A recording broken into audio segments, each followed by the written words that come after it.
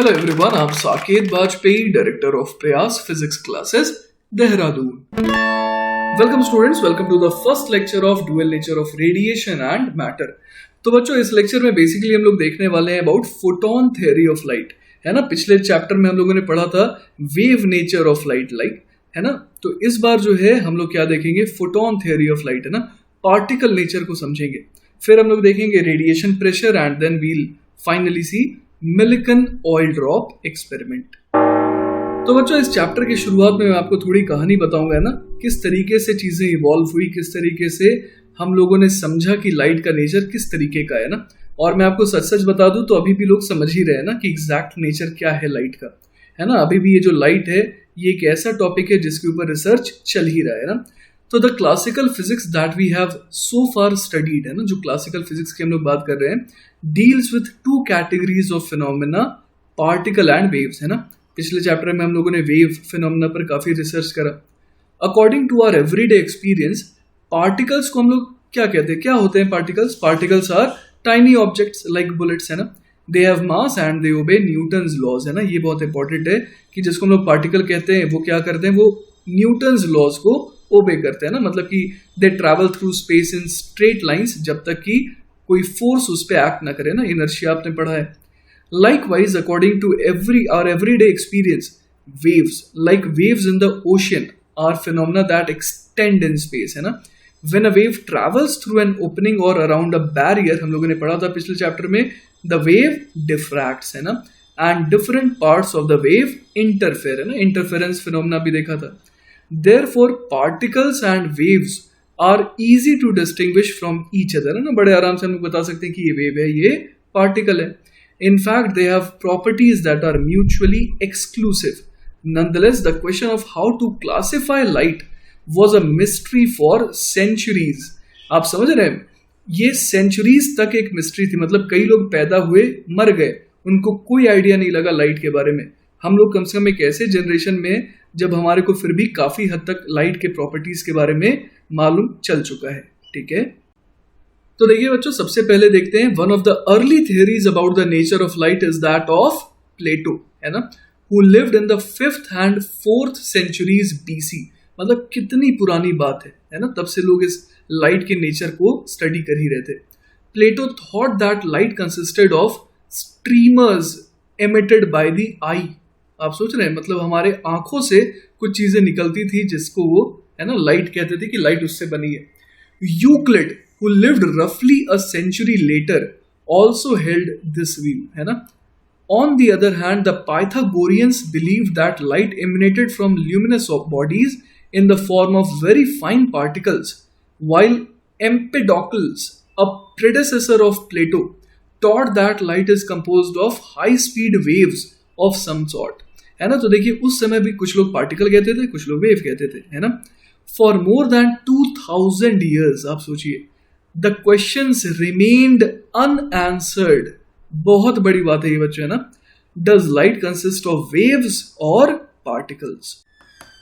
इनके बाद बच्चों 1704 में आइजैक न्यूटन ने क्या डिस्क्राइब करा, लाइट को as a stream of particles और कॉर्पस्कल्स, है ना। उनका ये कहना था कि जो लाइट है वो क्या है, स्ट्रीम ऑफ पार्टिकल्स है। He held this view despite his knowledge of what we now call polarization and despite his experiment with light reflecting from glass plates in which he noticed fringes of both brightness and darkness, जिसको हम लोग Newton's rings भी कहते हैं। तो देखिए बच्चों, ये है वो न्यूटन रिंग्स और उसके लिए सेटअप ये रहा है ना। यहाँ पर आप देख पा रहे हैं कि नीचे भी एक ग्लास स्लैब है और यहाँ पर आप देख पा रहे हैं कि किस तरीके से एक लेंस जैसा मटेरियल है ना, ग्लास का ही, और इंसिडेंट लाइट इस तरीके से ऊपर से नीचे की तरफ फॉल कर रही है, ठीक है। अब देखिए यहाँ पर होता क्या है, यहाँ पर एक रिफ्लेक्शन जो है ना, वो यहाँ से होता है। देखिए इस जगह से एक रिफ्लेक्शन हो रहा है और एक रिफ्लेक्शन होता है बिल्कुल बॉटम से, यहाँ से होता है। अब इन दोनों लाइट का कहीं पर क्या होता है, कंस्ट्रक्टिव इंटरफेरेंस होता है, कहीं पर डिस्ट्रक्टिव इंटरफेरेंस होता है, जिस वजह से हमारे को ऐसा न्यूटन रिंग्स मिलती है, ठीक है ना। तो बच्चों इन सारे नॉलेज का इस्तेमाल करते हुए ना, with all this history as background, Thomas Young in 1801 perform the double slit experiment, है ना, जिसके बारे में अभी अभी हम लोगों ने पढ़ाई करी है ना। थॉमस यंग जो है उन्होंने किनके बात का सपोर्ट करा था, इन्होंने एक्चुअली हाइगन के बातों का सपोर्ट करा था ना, which seem to prove finally that light is a wave phenomenon, है ना। तो यहाँ पर हम लोगों ने देखा था ना कि किस तरीके से इंटरफेरेंस होता है ना। This view was reinforced in 1862 by Maxwell's prediction that light carries energy in oscillating electric and magnetic fields, है ना। 25 years later, Henrik Hertz used sparking electric circuits to demonstrate the reality of electromagnetic waves of radio frequency, है ना। उन्होंने इसके ऊपर काम करा था। तो आप देख पा रहे हैं कि एक के बाद एक वेव थ्योरी को कितना ज़्यादा सपोर्ट मिलता गया है ना। पहले इनको सपोर्ट करा किन्होंने, इनको सपोर्ट करा थॉमस यंग को मैक्सवेल ने, फिर मैक्सवेल की बात को सपोर्ट करा हर्ट्ज ने, है ना। तो इस तरीके से जो है सपोर्ट चलता ही गया। फिर 1905 में देखिए एक बहुत मजेदार चीज हुई। इन 1905 however Albert Einstein published a Nobel Prize winning paper that challenged the wave theory of light by arguing that light interacts with matter not in continuous waves as Maxwell envisioned but in tiny packets of energy that we now call photons, है ना। तो उन्होंने कहा कि ये light जो है actually ये कंटिन्यूअस वेव जैसी चीज नहीं है, बल्कि ये टाइनी पैकेट्स ऑफ एनर्जी से बना है, जिसको फोटॉन्स कहा गया। This discovery didn't wipe out light waves, है ना। इसने वेव के कैरेक्टर को कैंसिल आउट नहीं किया, क्योंकि वेव के ऊपर तो काफी चीजें ऑलरेडी बता दी गई थी, है ना। वेव नेचर को तो सिद्ध कर दिया गया था, लेकिन इनकी थ्योरी ने क्या बताया कि भाई इसमें पार्टिकल नेचर भी है ना। It revealed instead that light is both wave and particle. In this chapter, we shall visit the world of the very small and look into some of the strange and exciting aspects of quantum reality. चलिए बच्चों, तो next हम लोग देखते हैं birth of the quantum theory, है ना। As the 20th century arrived, new technologies had reached a level that enabled scientists to design experiments to explore the behavior of very small particles, है ना। उनके पास वो इक्विपमेंट्स आ चुके थे तब तक। With the discovery of electron in 1897, है ना, 1897 में इलेक्ट्रॉन की डिस्कवरी हो चुकी थी।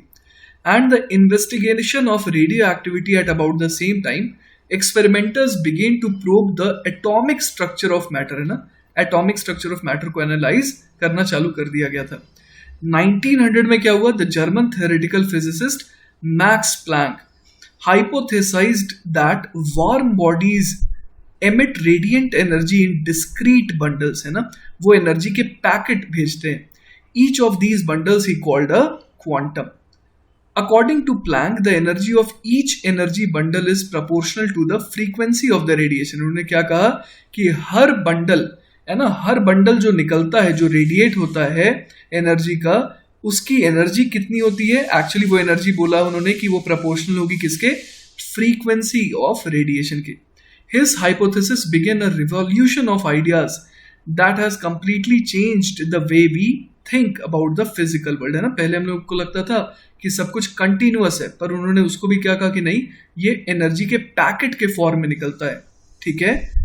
We will see that the rules we apply to the everyday macro world, है ना, बड़े बॉडीज के लिए जो रूल अप्लाई करते हैं, the Newtonian laws that work so well for large objects such as baseballs and planets simply don't apply to events in the micro world, है ना। इसलिए बहुत सारी चीजें जो हम लोग पढ़ेंगे मॉडर्न फिजिक्स में, वो आप डाइजेस्ट नहीं कर पाएंगे, क्योंकि आपको लगेगा कि जो हमने अब तक फिजिक्स में पढ़ा, मैकेनिक्स में पढ़ा, वो यहाँ पर अप्लाई क्यों नहीं हो रहा है।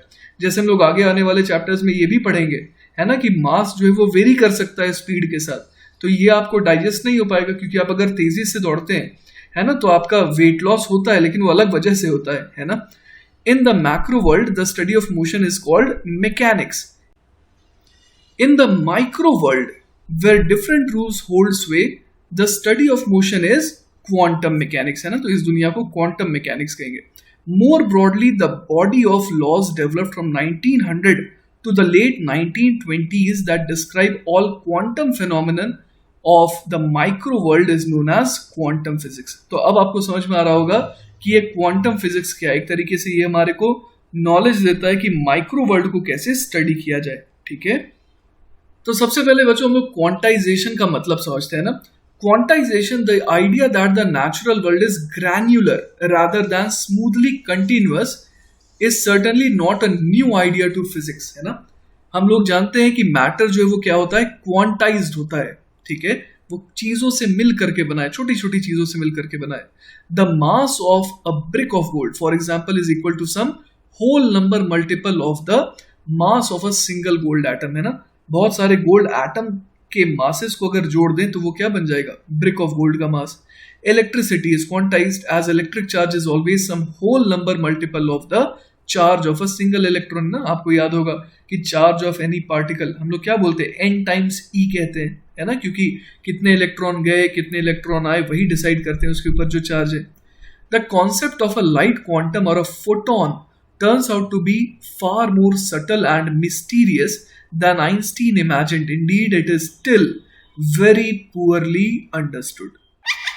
तो चलिए बच्चों, जब हमें ये पता लग ही चुका है कि लाइट के पास दोनों नेचर है ना, वेव और पार्टिकल, तो अब हम लोग इसके पार्टिकल नेचर को यानी कि इसके एनर्जी पैकेट जो फोटोन कहलाते हैं उसको एनालाइज करते हैं ना. The particles of light have several properties in common with the material properties and several other properties which are different from the material particles. The particles of light are called photons. We list some of the important properties of photons. अच्छा, मैं एक बात आपको बता दूं बच्चों, जब आप फोटोन प्रॉपर्टी से डील कर रहे हैं तो मैं आपको यही सजेस्ट करूंगा कि आप सिर्फ और सिर्फ ऐसे सोचिए कि लाइट जो है वो कैसा है, पार्टिकल है.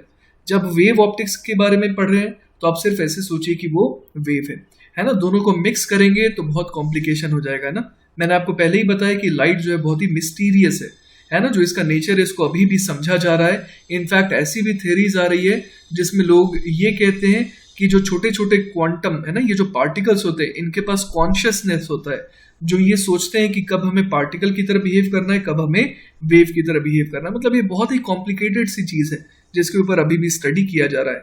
तो मेरा सजेशन ये है कि जब फोटोन थ्योरी ऑफ लाइट पढ़ रहे हैं तो हम लोग यही मानेंगे कि पार्टिकल का नेचर कैसा है, पार्टिकल नेचर है ना. तब आप बड़े आराम से आगे बढ़ पाएंगे. तो पहला थ्योरी क्या है, अ फोटोन ऑलवेज, है ना, always travels at a speed of c, जो कि है 299,792,458 मीटर पर सेकेंड या फिर 3 × 10⁸ metre per second in vacuum. This is true for any frame of reference use to observe the photon, है ना. तो ये फोटोन को ऑब्जर्व करते वक्त किस फ्रेम से आप देख रहे हैं उससे फर्क नहीं पड़ता है. ठीक है ना.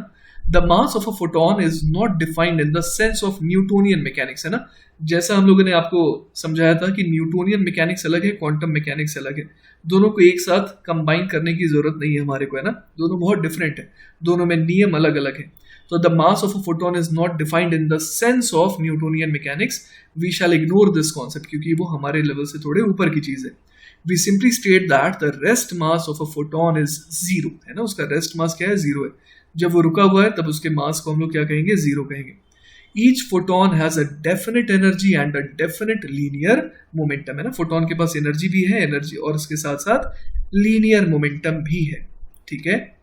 इसके अलावा अगर हम लोग एनर्जी को E और मोमेंटम को P से डिनोट कर रहे हैं, है ना, तो हम लोग क्या बोल सकते हैं यहाँ पर, let E and P be the energy and linear momentum of photon of light and nu and lambda, ना, ये न्यू है, फ्रीक्वेंसी वाला nu, and nu and lambda be the frequency and wavelength of the same light when it behaves as a wave. तो हम लोग यहाँ पर क्या बोल सकते हैं, E is equal to H nu which is equal to H C upon lambda, और मोमेंटम क्या होता है, एच अपॉन लैम्डा या फिर energy upon C, where H is a universal constant known as the Planck constant, है ना. अभी अभी हम लोगों ने पढ़ा कि जो मैक्स प्लैंक थे उनका कितना बड़ा रोल था, है ना. And has a value 6.626 into 10⁻34 joule second, और जूल को हम लोग इलेक्ट्रॉन वोल्ट सेकेंड में भी कन्वर्ट कर सकते हैं. तो कैसे करते हैं, तो बस इसे 1.6 इंटू 10⁻19 से मल्टीप्लाई करते हैं, है ना. जैसे कि जो E है ना, वो क्या है, वो 1.6 इंटू 10⁻19 है. तो अगर मैं इस वाले टर्म को है ना 4.136 इंटू 10⁻15, इसे अगर मैं 1.6 इंटू 10⁻19 से मल्टीप्लाई कर दूं तो ये क्या बन जाएगा, 6.626 इंटू 10⁻34 जूल सेकेंड बन जाएगा. ठीक है. तो अगेन कैसे कन्वर्ट करते हैं इलेक्ट्रॉन वोल्ट सेकेंड को जूल सेकेंड में, सिंपली E की वैल्यू आप यहाँ पर रख दीजिए और इस टर्म से मल्टीप्लाई कर दीजिए. ठीक है ना. Thus all photons of light of a particular wavelength lambda have the same energy, और कितनी एनर्जी है, E is equal to hc upon lambda, and the same momentum P is equal to H upon lambda. मतलब कि अगर आपके पास एक photon है जिसका वेवलेंथ कितना है, लैम्डा है ना, तो उस केस में उसकी एनर्जी कितनी हो जाएगी, एच सी अपॉन लैम्डा, और मोमेंटम कितना हो जाएगा उससे associated, P is equal to H upon lambda. ठीक है ना। अ फोटोन में collide with a material particle, है ना, एक फोटोन जो है उसकी टक्कर हो सकती है मटेरियल पार्टिकल से, लेकिन जो टोटल एनर्जी और जो टोटल मोमेंटम है वो क्या रहेगा, कंजर्व रहेगा ना। टोटल एनर्जी भी कंजर्व रहेगी और टोटल मोमेंटम भी कंजर्व रहेगा। फोटोन जो है वो गायब भी हो सकता है। कैसे गायब हो सकता है, the photon may gate absorb, absorb हो गया तो गायब हो गया, और अ न्यू फोटोन में बी एमिटेड, है ना, एक नया फोटोन प्रकट भी हो सकता है। दस the number of photons may not be conserve, लेकिन क्या कंजर्व रहेगी, एनर्जी। ठीक है ना। If the intensity of light of a given wavelength, है ना, इस पर ध्यान दीजिएगा कि गिवन वेवलेंथ की बात कर रहा है। If the intensity of light of a given wavelength is increased, है ना, अगर लैम्डा को चेंज नहीं कर रहे हैं, है ना, मतलब कि हर पैकेट, हर फोटोन की एनर्जी अभी भी उतनी ही है, लेकिन फिर भी अगर कहा जा रहा है कि इंटेंसिटी ऑफ लाइट को बढ़ा रहे हैं, इंटेंसिटी बढ़ रही है, मतलब पर यूनिट एरिया पे पर यूनिट टाइम जो एनर्जी फॉल कर रही है वो क्या है, वो बढ़ रही है। तो इसका यही मतलब हो गया कि हम लोगों ने number of photons crossing a given area ने गिवन टाइम को बढ़ाया है ना, ज्यादा तादाद में अब फोटॉन्स आ रहे हैं। ठीक है, एक फोटॉन की शक्ति नहीं बढ़ी, लेकिन ओवरऑल शक्ति बढ़ाने के लिए हम लोगों ने क्या करा, ज्यादा फोटॉन को लगा दिया। The energy of each photon remains the same. ठीक है, for a given wavelength lambda the energy of light is an integer times H C upon lambda, है ना। ये हम लोग समझ पा रहे हैं कि अगर एक हमारे को फोटोन है तो उसकी एनर्जी क्या होगी, एच सी अपॉन लैम्डा। दस the energy of light can be varied only in quantums, या फिर स्टेप वाइज, है ना, सिर्फ स्टेप वाइज इंक्रीज हो सकता है of H C upon lambda. जैसे दो फोटोन है तो 2 HC अपॉन लैम्डा, तीन फोटोन है तो 3 HC upon lambda, and so on. The photon theory is therefore also called the quantum theory of light, क्योंकि यहाँ पर क्वांटम या फिर स्टेप वाइज इंक्रीमेंट होता है। ठीक है ना। तो चलिए बच्चों, इतनी थ्योरी देख लेने के बाद अब हम लोग एक सवाल देखते हैं। सवाल है, how many photons are emitted per second by a 5 milliwatt laser source operating at 632.8 nanometre. ठीक है, तो जैसा कि हम लोग देख पा रहे हैं बच्चों कि ये जो लेजर सोर्स है ना, वो कितनी एनर्जी पर सेकेंड एमिट कर रहा है, तो 5 मिली जूल, है ना। 5 मिली वॉट का मतलब क्या हो गया कि 5 मिली जूल एनर्जी जो है वो पर सेकेंड एमिट की जा रही है। ठीक है, अब हमारे को ये भी दे रखा है कि जो वेवलेंथ है ना, हर फोटोन का वेवलेंथ क्या है, वो है 632.8 नैनोमीटर। तो हम लोग ये देख सकते हैं बच्चों कि एक फोटोन की एनर्जी कितनी है, तो एनर्जी ऑफ वन फोटोन वो कितनी हो जाएगी, H C upon lambda. Clear है ये बात। तो यहाँ पर एच जो है वो क्या होता है, एच जो है वो प्लैंक्स कांस्टेंट होता है ना, और एच की वैल्यू होती है 6.62 into 10 to the power minus 34, और इसकी यूनिट क्या होती है, जूल सेकेंड। इसके अलावा हमारे को ये भी पता है कि स्पीड ऑफ लाइट कितनी है, 3 इंटू 10 टू द पावर 8, और यूनिट है मीटर्स पर सेकेंड। और इसे डिवाइड किससे करेंगे, इसे हमें डिवाइड करना होगा किससे, 632.8 नैनोमीटर से। क्लियर है ये बात। तो 632.8 नैनोमीटर को हम लोग और क्या लिख सकते हैं, 632.8 into 10 to the power minus 9 metres, है ना। तो देखिए बच्चों, हमें क्या पता लगाना है कि अगर 5 millijoule per second energy emit हो रही है ना, तो उसमें कितने फोटॉन्स होंगे। तो आप देखिए कि अगर एनर्जी जो है ना, वो इतनी है तो एक फोटॉन एमिट हो रहा है। तो यहाँ पर हम लोग क्या लिख सकते हैं, अगर एनर्जी इवन है तो इसका मतलब एक फोटॉन एमिट हो रहा है, लेकिन एक्चुअल में एनर्जी कितनी एमिट हो रही है, 5 मिली जूल। तो हम लोग क्या बोल देंगे, नंबर ऑफ फोटॉन्स कितने हैं, 1 upon even multiplied by 5 millijoule. Clear है ये बात। तो चलिए यहाँ से कैलकुलेट कर लेते हैं, क्या लिखेंगे हम लोग, 5 into 10 to the power minus 3 divided by even कितना हो जाएगा, तो ये हो जाएगा 6.62 into 10 to the power minus 34 into 3 into 10 to the power 8, और ऊपर क्या चला जाएगा, 632.8 into 10 to the power minus 9। तो यहाँ से देखिए बच्चों, हमारे पास जो नंबर ऑफ फोटॉन्स है ना, वो ऑलमोस्ट कितने आ जा रहे हैं, वो आ जा रहे हैं 1.6 इंटू 10 टू द पावर 16, है ना। तो इतने फोटॉन्स जो है वो एक्चुअली इस सोर्स से पर सेकेंड एमिट हो रहे हैं। ठीक है, चलिए बच्चों, तो नेक्स्ट सवाल देखते हैं। अगला सवाल है, a hydrogen atom moving at a speed v absorbs a photon of wavelength 122 nanometer and stops. Find the value of v, और mass of hydrogen atom है 1.67 into 10 to the power minus 27 kilogram. तो देखिए बच्चों यहाँ पर क्या हो रहा है कि एक हाइड्रोजन एटम है ना, जो कि शुरुआत में क्या कर रहा था, वो मूव कर रहा था एट अ स्पीड v। अब उसने क्या करा, एक फोटोन को क्या करा, उसने एब्जॉर्ब कर लिया है ना, और उस फोटोन का वेवलेंथ मान लीजिए कि लैम्डा दिया हुआ है ना, और फिर वो रुक गया।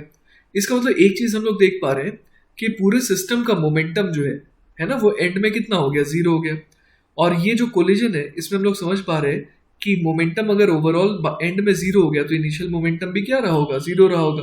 तो इसका मतलब हाइड्रोजन का मोमेंटम अगर हम लोग लिख रहे हैं mv टुवर्ड्स राइट, तो फोटोन का मोमेंटम कितना होगा, है ना, वो भी इतना ही होगा टुवर्ड्स लेफ्ट। तो फोटोन के मोमेंटम की वैल्यू हमें पता है, वो होती है h अपॉन लैम्डा, है ना। तो mv should be equal to h upon lambda in magnitude, right. तो यहां से देखिए हमारे को क्या मिल जाएगा, v मिल जाएगा, जो कि कितना आ जाएगा, h divided by m into lambda. तो चलिए बच्चों इसमें अब हम लोग डेटा पुट कर देते हैं ना। तो v की वैल्यू क्या लिख देंगे, h होता है 6.62 into 10 to the power minus 34, उसको डिवाइड कर देंगे किससे, 1.67 into 10 to the power minus 27, और लैम्डा कितना दिया हुआ है हमारे को, लैम्डा है 122 नैनोमीटर। तो यहाँ पर लिख देंगे 122 into 10 to the power minus 9। तो अगर इसे सॉल्व करेंगे तो ये आ जाएगा 3.25 मीटर्स पर सेकेंड, और यही हमारा बच्चों फाइनल आंसर है। ठीक है, चलिए बच्चों नेक्स्ट सवाल देखते हैं। अगला सवाल है, टू फोटॉन्स हैविंग, अब हमारे पास चार ऑप्शंस है ना, एक एक करके चारों ऑप्शंस को देखते हैं। Two photons having equal wavelengths have equal linear momenta. देखिए ये बात सही नहीं है, क्योंकि मान लीजिए कि एक का मोमेंटम टुवर्ड्स राइट है, एक का मोमेंटम टुवर्ड्स लेफ्ट है ना, दोनों की वेवलेंथ हो सकता है कि सेम हो। तो दो फोटॉन जिनकी वेवलेंथ सेम हो, क्या जरूरी है कि उनका लीनियर मोमेंटम सेम होगा, बिल्कुल भी नहीं। तो पहला ऑप्शन तो गलत है।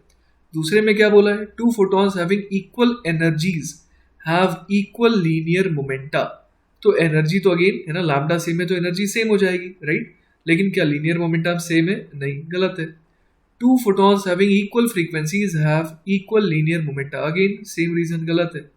और आखिरी ऑप्शन है equal linear momenta have equal wavelength, ये सही है ना, कि अगर दोनों का, अगर ये कह रहा है कि दोनों का लीनियर मोमेंटा क्या है, सेम है ना, तो वेवलेंथ सेम होनी पड़ेगी, बिल्कुल सही है ना। जैसे कि दो फोटोन है ना, दोनों का जो लीनियर मोमेंटा है वो बिल्कुल सेम है ना, p is equal to h upon lambda होता है, तो मोमेंटम जो है वो सेम दिया हुआ है, तो ऑब्वियस है कि लैम्डा को सेम होना ही पड़ेगा। तो इसीलिए डी ऑप्शन बिल्कुल सही है, ठीक है ना। चलिए बच्चों तो नेक्स्ट सवाल देखते हैं। अगला सवाल है, let nr and nb be respectively the number of photons emitted by a red bulb and a blue bulb of equal power in a given time।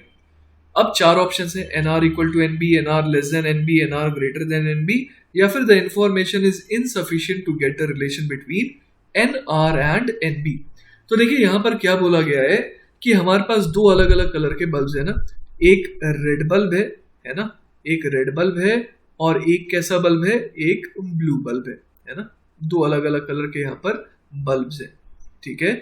अब जो है हमको क्या बोला गया है, हमारे को ये बोला गया है कि पावर जो है वो सेम है, पावर जो है वो सेम है, मतलब कि जो एनर्जी पर सेकंड वो दोनों एमिट कर रहे हैं वो क्या है, बिल्कुल सेम है।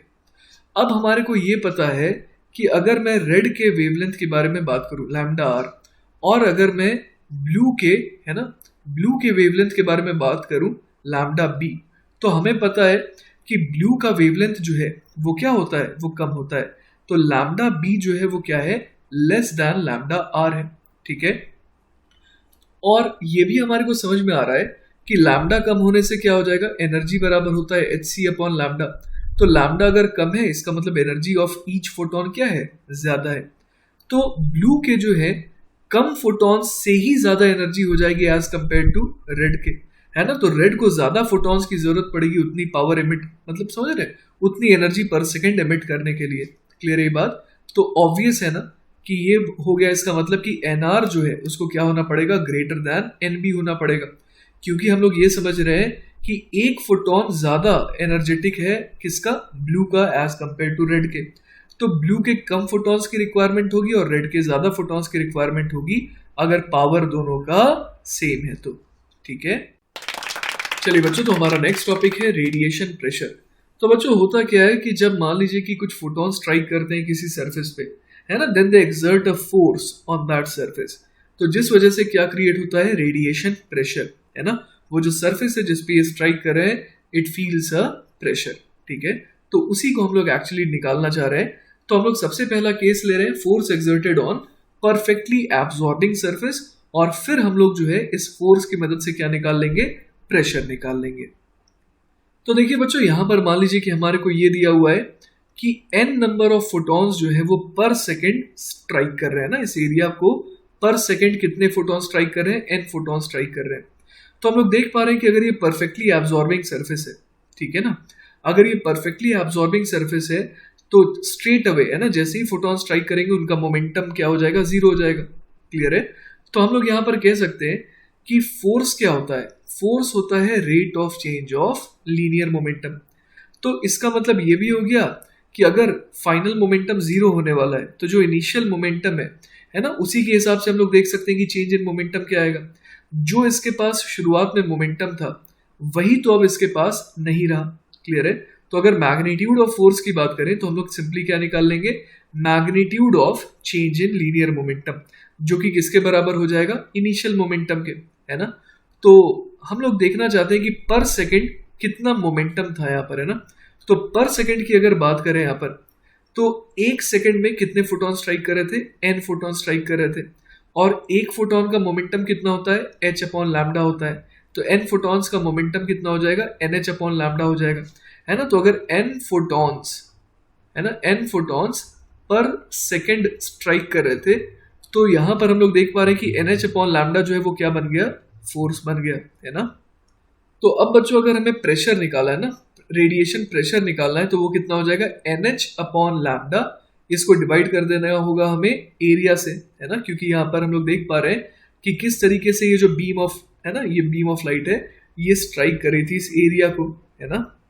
इसको बच्चों एक और तरीके से एनालाइज कर सकते हैं। आप देख सकते हैं यहाँ पर कि अगर मैं इसे C से मल्टीप्लाई कर दूं और C से डिवाइड कर दूं, ठीक है, तो आप देखिए N into H C upon lambda, ये बेसिकली क्या हो गया, N into H C upon lambda हो गया एनर्जी स्ट्राइकिंग पर सेकेंड, है ना। तो एक तरीके से ये क्या हो गया, पावर हो गया, है ना, एनर्जी स्ट्राइकिंग पर सेकेंड। और उसको अगर एरिया से डिवाइड कर देंगे तो वो ओवरऑल क्या बन जाएगा, इंटेंसिटी बन जाएगा। तो इस वजह से बच्चों हम लोग एक और फॉर्मूला यहाँ पर डिराइव कर सकते हैं, जो कि क्या हो जाएगा, जो कि हो जाएगा रेडिएशन प्रेशर, है ना। प्रेशर इज इक्वल टू क्या आ जाएगा यहाँ पर, ये आ जाएगा इंटेंसिटी अपॉन सी, है ना, क्योंकि N H C upon lambda क्या है, ये एक तरीके से पावर हो गया, और इसको एरिया से डिवाइड कर देंगे तो वो इंटेंसिटी हो जाएगा। तो हमारे पास प्रेशर कितना आ गया, I डिवाइडेड बाय C, ठीक है। अब देखिए बच्चों, अगला केस है जिसमें हमारे पास कैसा सरफेस है, इस बार परफेक्टली रिफ्लेक्टिंग सरफेस है ना। तो जो लाइट बीम आ रही है वो पूरी की पूरी क्या हो जा रही है, इस बार रिफ्लेक्ट कर जा रही है, ठीक है। अगेन हमारे को यही डेटा दिया है कि n फोटॉन्स जो है वो पर सेकेंड यहाँ पर स्ट्राइक कर रहे हैं, ठीक है। तो अब चलिए हम लोग सोचते हैं कि इस बार किस तरीके से रेडिएशन प्रेशर निकालेंगे। तो अगेन हमें पता है फोर्स होता है dp बाय dt, है ना। तो इस बार जो इनिशियल मोमेंटम था, है ना, और जो फाइनल मोमेंटम है, उन दोनों का मैग्नीट्यूड सेम रहेगा, बस क्या हो जाएगी, डायरेक्शन चेंज हो जाएगी, है ना। तो हम लोग इस बार देख सकते हैं बच्चों कि अगर इनिशियल मोमेंटम, है ना, इनिशियल मोमेंटम कितना था, तो इनिशियल मोमेंटम था n into H upon lambda, और फाइनल मोमेंटम क्या हो जाएगा, minus N H upon lambda. तो चेंज इन मोमेंटम इस बार 2nh अपॉन लैम्डा का आ जा रहा है ना। तो अगर हमें प्रेशर निकालना है तो इस बार क्या कर सकते हैं, फोर्स को एरिया से अगेन डिवाइड कर देंगे। तो यहाँ पर क्या लिख देंगे, 2 times NH upon lambda upon A। अगर इसे फिर से हम लोग क्या कर दें, C से मल्टीप्लाई कर दें, तो इस बार आप देख पा रहे हैं N into H C upon lambda क्या हो गया, ये एक तरीके से पावर हो गया ना, एनर्जी पर सेकेंड, और उसको एरिया से अगर डिवाइड कर दे रहे हैं तो अगेन वो इंटेंसिटी हो गया। तो हमारे पास इस बार जो रेडिएशन प्रेशर है वो कितना आ गया, 2 टाइम्स I अपॉन C आ गया ना। तो इस बार जो प्रेशर है वो आ गया हमारे पास 2I अपॉन C। क्लियर है ये बात। तो हम लोग देख पा रहे हैं कि जब एब्जॉर्ब होता है और जब रिफ्लेक्ट होता है तो उन दोनों केसेस में किस तरीके से जो रेडिएशन प्रेशर है उसमें फर्क आ जा रहा है, ठीक है। चलिए बच्चों, तो अब हम लोग इस सवाल को देखते हैं। सवाल है, parallel beam of monochromatic light of wavelength 663 nanometer is incident on a totally reflecting plane mirror. The angle of incidence is 60 degree and the number of photons striking the mirror per second is 10 to the power 19. Calculate the force exerted by the light beam on the mirror. तो देखिए बच्चों, यहाँ पर मैंने जो जो parallel beam है monochromatic light की, जिसकी वेवलेंथ 663 नैनोमीटर है, उसको मैंने यहाँ पर शो किया कि वो किस तरीके से टोटली रिफ्लेक्टिंग प्लेन मिरर से स्ट्राइक कर रही है और रिफ्लेक्ट करके जा रही है ना। एंगल ऑफ इंसिडेंस को मैंने theta is equal to 60 degree कहा है, और हमारे को ये भी दिया हुआ है कि नंबर ऑफ फोटॉन्स जो है जो स्ट्राइक कर रहे हैं मिरर को पर सेकेंड, वो कितने हैं, n is equal to 10 to the power 19 है। ठीक है, अब हमसे क्या पूछा गया है, force exerted by the light beam on the mirror, है ना। तो हम लोग यहाँ पर देख सकते हैं कि अगर मैं ये निकाल लूँ कि आखिर फोटॉन्स पे कितना फोर्स लग रहा है ना, तो वही फोर्स फोटॉन भी जो है मिरर पे लगाएंगे, है ना। तो यहाँ पर अगर हम लोग ये निकाल लें कि किस रेट से फोटॉन का मोमेंटम चेंज हुआ है ना, तो यहाँ पर हम लोग देख पा रहे हैं बच्चों कि फोर्स जो है ना, वो क्या होता है, वो होता है rate of change of linear momentum, है ना।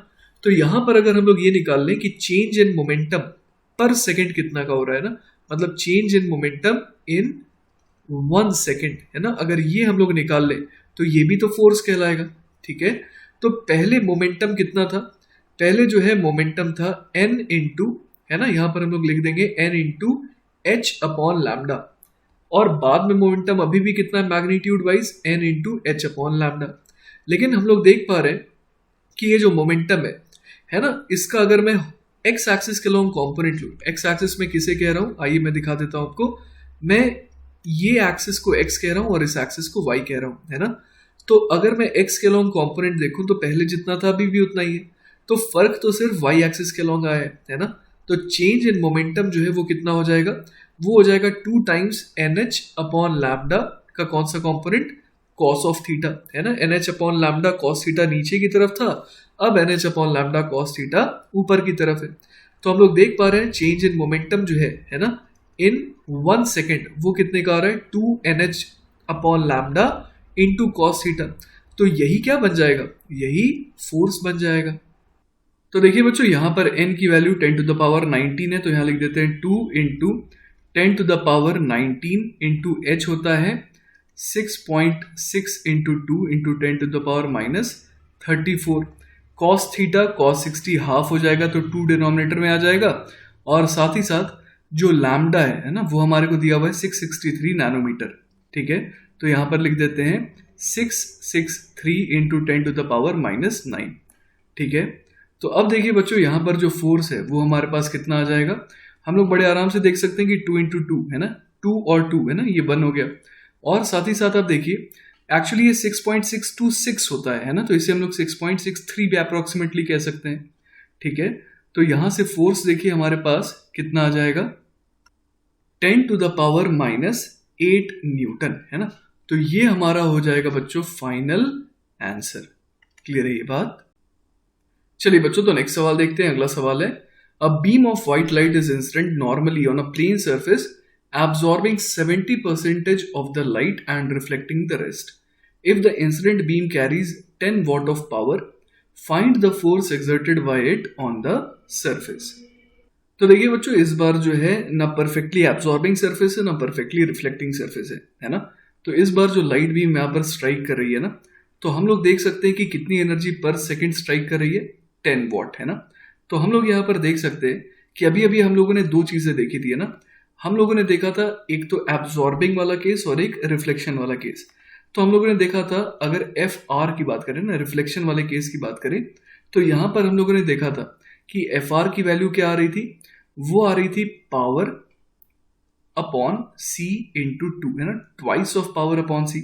और अगर एफ एब्जॉर्ब वाले की बात करें, है ना, तो उस केस में हम लोग देख पा रहे थे कि क्या आ रहा था फोर्स, वो आ रहा था सिंगल टाइम, है ना, सिंगल टाइम पावर अपॉन सी, है ना। आपको याद होगा इसी को जब हम लोग एरिया से डिवाइड कर देते थे तो वो इंटेंसिटी बन जाता था। तो यहां पर हम लोग देख पा रहे हैं बच्चों कि अगर हमारे को निकालना है, सबसे पहले मान लीजिए कि हम लोग एफ आर निकाल लेते हैं और एफ एब्जॉर्ब निकाल लेते हैं और दोनों को ऐड कर देंगे, है ना। दो अलग अलग टाइप के रेज, है ना, जो एक जो एब्जॉर्ब होने वाली है और एक जो रिफ्लेक्ट होने वाली है, उनकी वजह से हम लोग देख लेते हैं कि फोर्स कितना कितना आ रहा है और उन्हें ऐड कर देंगे। ठीक है, तो सबसे पहले अगर मैं एफ आर की बात करूं तो वो कितना हो जाएगा, वो हो जाएगा twice of 30/100 multiplied by 10/c, है ना। क्योंकि हम लोग देख पा रहे हैं कि सिर्फ 30% ऑफ 10 जो है ना, वही क्या है, रिफ्लेक्ट होने वाला है। ठीक है, तो ये हो जाएगा एफ आर। इसी तरीके से बच्चों हम लोग एफ एब्जॉर्ब्ड की अगर बात करें, है ना, तो वो कितना हो जाएगा, वो हो जाएगा single time 70/100 into 10/c। Clear ये बात। तो अब अगर एफ नेट निकालना चाहें तो हमें दोनों को ऐड करना होगा। तो देखिए एफ नेट की वैल्यू कितनी आ जाएगी, तो ये हम लोग देख पा रहे हैं कि ये आ जा रही है हमारे पास 13/c के बराबर, है ना। तो चलिए अब इसमें c की वैल्यू रख देते हैं, तो ये हो जाएगा 13/3 इंटू 10⁸ है ना। तो ये आ जाएगा 4.3 इंटू 10⁻⁻8 न्यूटन, है ना। और यही हमारा बच्चों हो जाएगा फाइनल आंसर। चलिए बच्चों, तो नेक्स्ट सवाल है, a light of intensity I equal to 2 kilowatt per metre square falls on a plane mirror of reflective power small r equal to 0.95. The angle of incidence is 30 degree. Find the pressure exerted by the light on the mirror. तो देखिए बच्चों, यहां पर हम लोग देख पा रहे हैं कि 95% ऑफ द लाइट है ना, वो रिफ्लेक्ट कर जा रही है और 5% जो है वो एब्जॉर्ब हो रही है।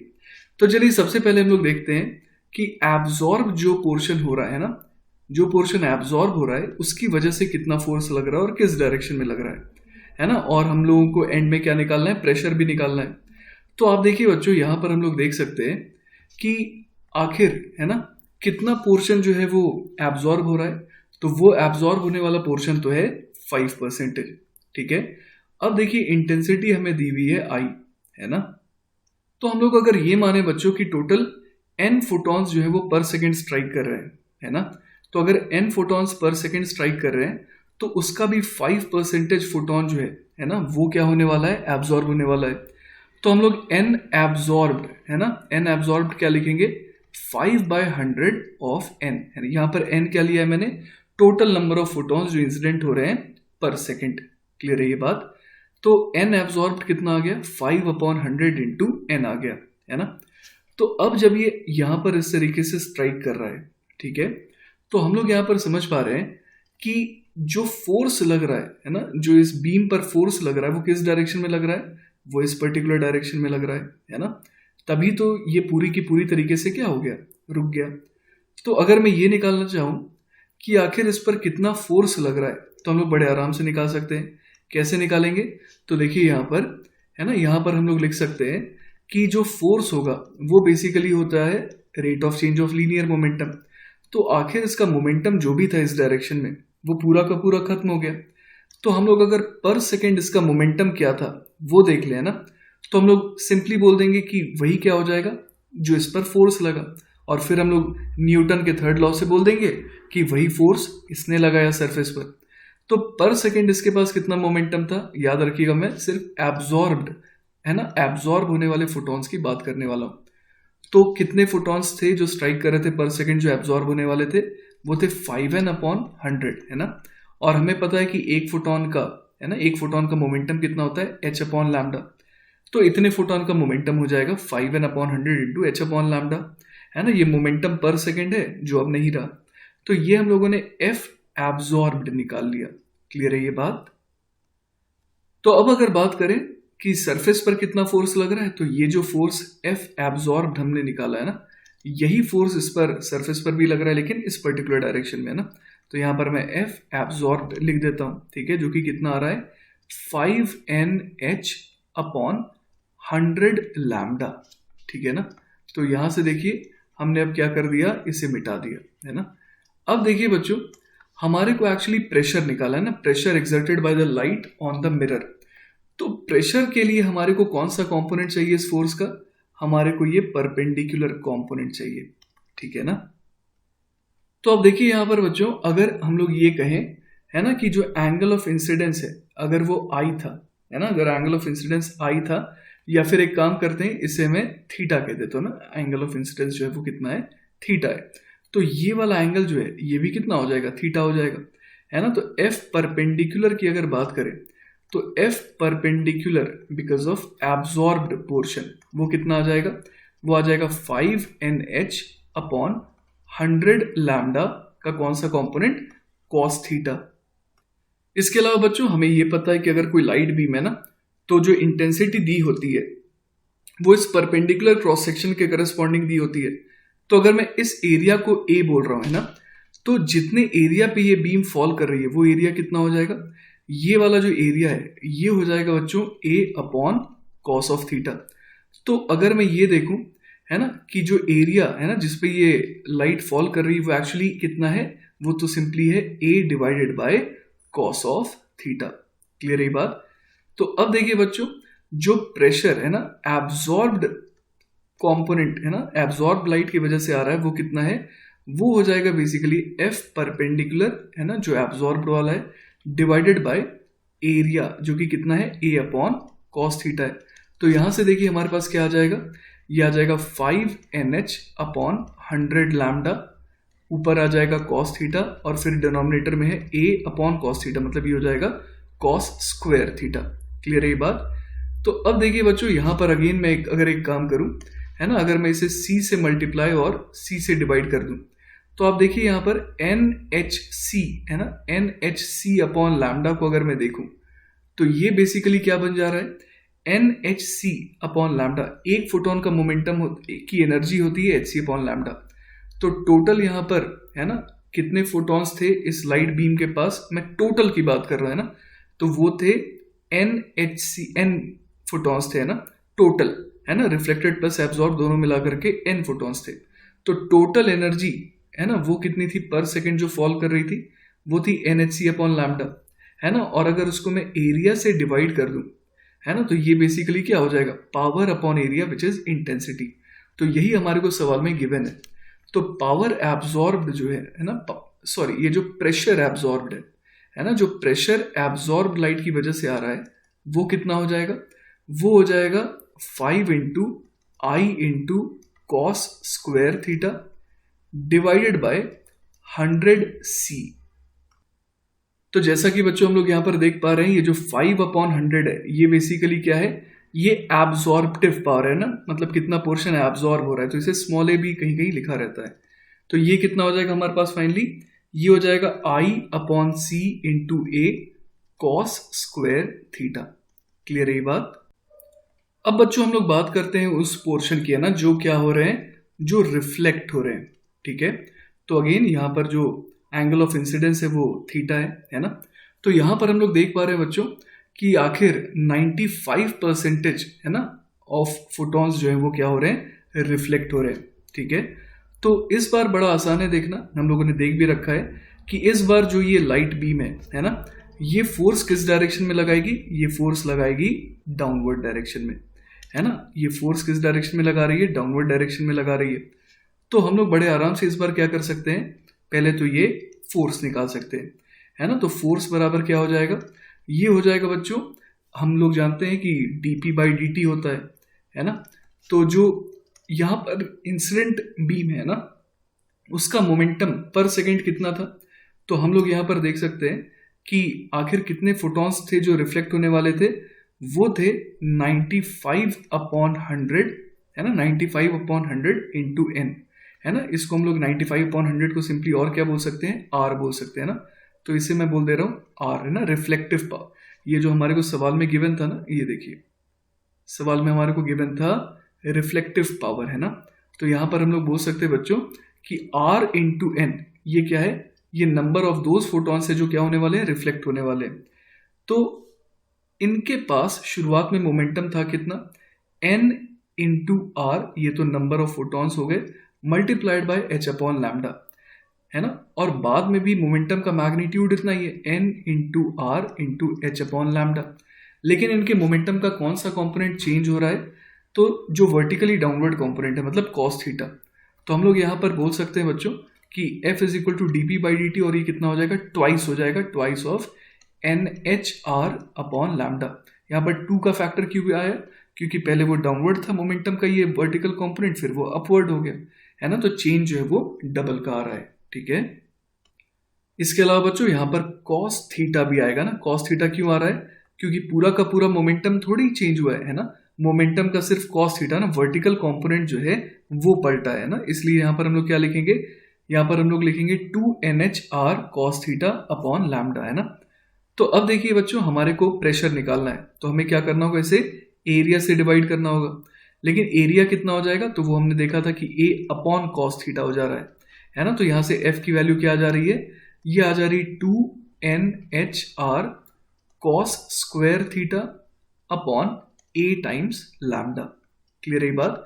तो अगेन बच्चों हम लोग यहाँ पर क्या कर सकते हैं, हम लोग देख सकते हैं यहाँ पर कि N इंटू एच इंटू एक C से मल्टीप्लाई और डिवाइड भी कर देते हैं। तो N into H into C upon A lambda, ये क्या बन जाएगा, ये ओवरऑल जो लाइट इंसिडेंट हो रही है ना, एब्जॉर्ब प्लस रिफ्लेक्टेड दोनों मिला करके अगर हम लोग बात करें तो उसके लिए ये इंटेंसिटी आई हो जाएगा जो सवाल में दिया है। तो इस बार हमारे पास कितना आ गया, 2IR cos square theta divided by C आ गया। अब बच्चों अगर हमारे को प्रेशर निकालना है ना, इसकी वजह से अगर प्रेशर निकालना है तो pressure because of reflected portion है ना, तो वो कितना आ जाएगा, वो आ जाएगा F अपॉन एरिया, है ना। तो यहां पर हम लोग देख सकते हैं फोर्स हमने निकाल ही लिया, 2NHR cos of theta divided by lambda. अब इसे एरिया से डिवाइड करेंगे तो एरिया कितना हो जाएगा, A अपॉन कॉस थीटा, मतलब यहाँ पर कॉस स्क्वायर थीटा आ जाएगा ना। हम लोगों ने अभी भी देखा था कि एरिया कितना लेना है हमें, क्लियर है बात। तो यहाँ से पावर आ गया हमारे पास, है ना। तो अब देखिए हम लोग क्या बोल सकते हैं, प्रेशर आ गया ना। तो टोटल प्रेशर जो है ना, टोटल प्रेशर जो है वो कितना आ जाएगा, वो आ जाएगा, देखिए बच्चों यहाँ पर एक और छोटा सा काम मैं कर देता हूँ, इसे C से मल्टीप्लाई और C से डिवाइड कर देता हूँ। तो NHC है ना, NHC अपॉन A लैम्डा, हम लोग जानते हैं कि ये क्या बन जाएगा, ये I बन जाएगा। तो ये हमारे पास फाइनली कितने में कन्वर्ट हो गया, ये हो गया twice of I into R into cos square theta divided by C। तो P टोटल जो है वो हम लोग कितना लिख सकते हैं, आपको याद होगा हम लोगों ने पहले भी है ना प्रेशर बिकॉज ऑफ एब्जॉर्ब निकाला था, है ना। वो हमारे पास कितना आया था, I upon C into A cos square theta. उसमें कितना ऐड करेंगे, तो उसमें हम लोग ऐड करेंगे twice of I into R cos square theta upon C। Clear है बात। तो अब देखिए मैं यहाँ पर क्या कॉमन ले सकता हूँ, I अपॉन C है ना, I upon C into cos square theta को कॉमन ले सकता हूँ और ये बन जाएगा A प्लस R बन जाएगा, A plus twice of R बन जाएगा ना। तो यहां पर हम लोग देख सकते हैं कि फर्दर इसको क्या लिख सकते हैं, I upon C cos square theta. अब A को हम लोग लिख सकते हैं 1 माइनस आर, तो ये बन गया 1 माइनस आर प्लस 2R, है ना। क्योंकि जितना पोर्शन एब्जॉर्ब हो रहा है ना, जो रिफ्लेक्टिव पावर है और जो एब्जॉर्प्टिव पावर है ना, वो दोनों क्या है, वो दोनों मिलकर के 1 हो जाएंगे, है ना। अगर एक 95% है तो एक 5% है ना, तो 0.95 और 0.05 मिलकर के 1 हो जाएंगे। तो इसलिए मैंने A को क्या लिख दिया, 1 माइनस आर लिख दिया। तो प्रेशर टोटल जो है वो कितना आ जाएगा हमारे पास, वो देखिए हमारे पास फाइनली आ जाएगा I upon C cos square theta multiplied bye 1 plus R, है ना। तो ये बच्चों एक बहुत ही ज्यादा इंपॉर्टेंट रिजल्ट है ना, जो हम लोगों ने अभी अभी डिराइव करा है। क्लियर है बात। तो अगर बच्चों इसमें हम लोग डेटा भर देंगे ना, अगर प्रॉपरली डेटा भर देंगे तो हमारे पास जो आंसर है वो आ जाएगा 9.8 into 10 to the power -6 newton per metre square. Clear है ये बात। चलिए बच्चों तो नेक्स्ट सवाल देखते हैं। अगला सवाल है, figure shows a small plane strip suspended from a fixed support through a string of length L। एक बार डायग्राम देख लेते हैं, है ना। ये है वो डायग्राम, है ना, ये वो स्ट्रिप है जो कि L लेंथ के, है ना, L लेंथ के स्ट्रिंग से सपोर्टेड है, ठीक है। A continuous beam of monochromatic light is incident horizontally on the strip and is completely absorbed. The energy falling on the strip per unit time is W। और सवाल के दो part है ना, find the deflection of the string from the vertical if the mirror stays in equilibrium, और दूसरा part है if the strip is deflected slightly from its equilibrium position in the plane of the figure, what will be the time period of the resulting oscillations। ठीक है। तो देखिए जैसा कि बच्चों हमारे को दिया हुआ है ना, यहाँ पर सवाल में हम लोग देख पा रहे हैं कि हमारे को बोला गया है कि energy falling on the strip पर यूनिट टाइम इज W, है ना। तो पर सेकंड में कितनी एनर्जी फॉल कर रही है इसके ऊपर W, और पूरी की पूरी क्या हो जा रही है, एब्जॉर्ब हो जा रही है ना। तो हम लोग यहाँ पर देख पा रहे हैं कि अगर पूरी की पूरी एनर्जी एब्जॉर्ब हो रही है, ठीक है, तो चेंज इन मोमेंटम कितने का आ रहा है, जो भी मोमेंटम था वो खत्म हो जा रहा है, इसका यही तो मतलब हुआ। तो अगर मैं बोलूं कि फोर्स बराबर क्या होता है, फोर्स होता है dp बाई dt, और यहां पर जो है पर सेकंड की अगर बात करें तो जो मोमेंटम था वो गायब हो गया। मतलब अगर मैं फोर्स के मैग्नीट्यूड की बात करूं, है ना, तो मुझे change in momentum per second का मैग्नीट्यूड चाहिए। तो change in momentum per second का magnitude will be same as जो इनिशियल मोमेंटम था पर सेकेंड। तो हमें पता है कि मोमेंटम है ना, मोमेंटम का फॉर्मूला क्या होता है, या तो h अपॉन लैम्डा होता है या तो एनर्जी अपॉन c होता है। तो अगर मैं यहाँ पर मुझे चाहिए मोमेंटम पर सेकेंड, तो मैं एनर्जी भी पर सेकेंड चाहूंगा ना। तो पर सेकेंड एनर्जी जो है वो मेरे को पता है कि पावर होती है, जो कि W दिया हुआ है। तो यहाँ पर मैं क्या लिख दूंगा, W है ना। W जो है वो क्या हो गया, बेसिकली वो हो गया एनर्जी जो पर सेकेंड फॉल कर रही है ना। इसको मैं C से डिवाइड कर दूंगा तो ये बेसिकली क्या हो जाएगा, फोर्स हो जाएगा।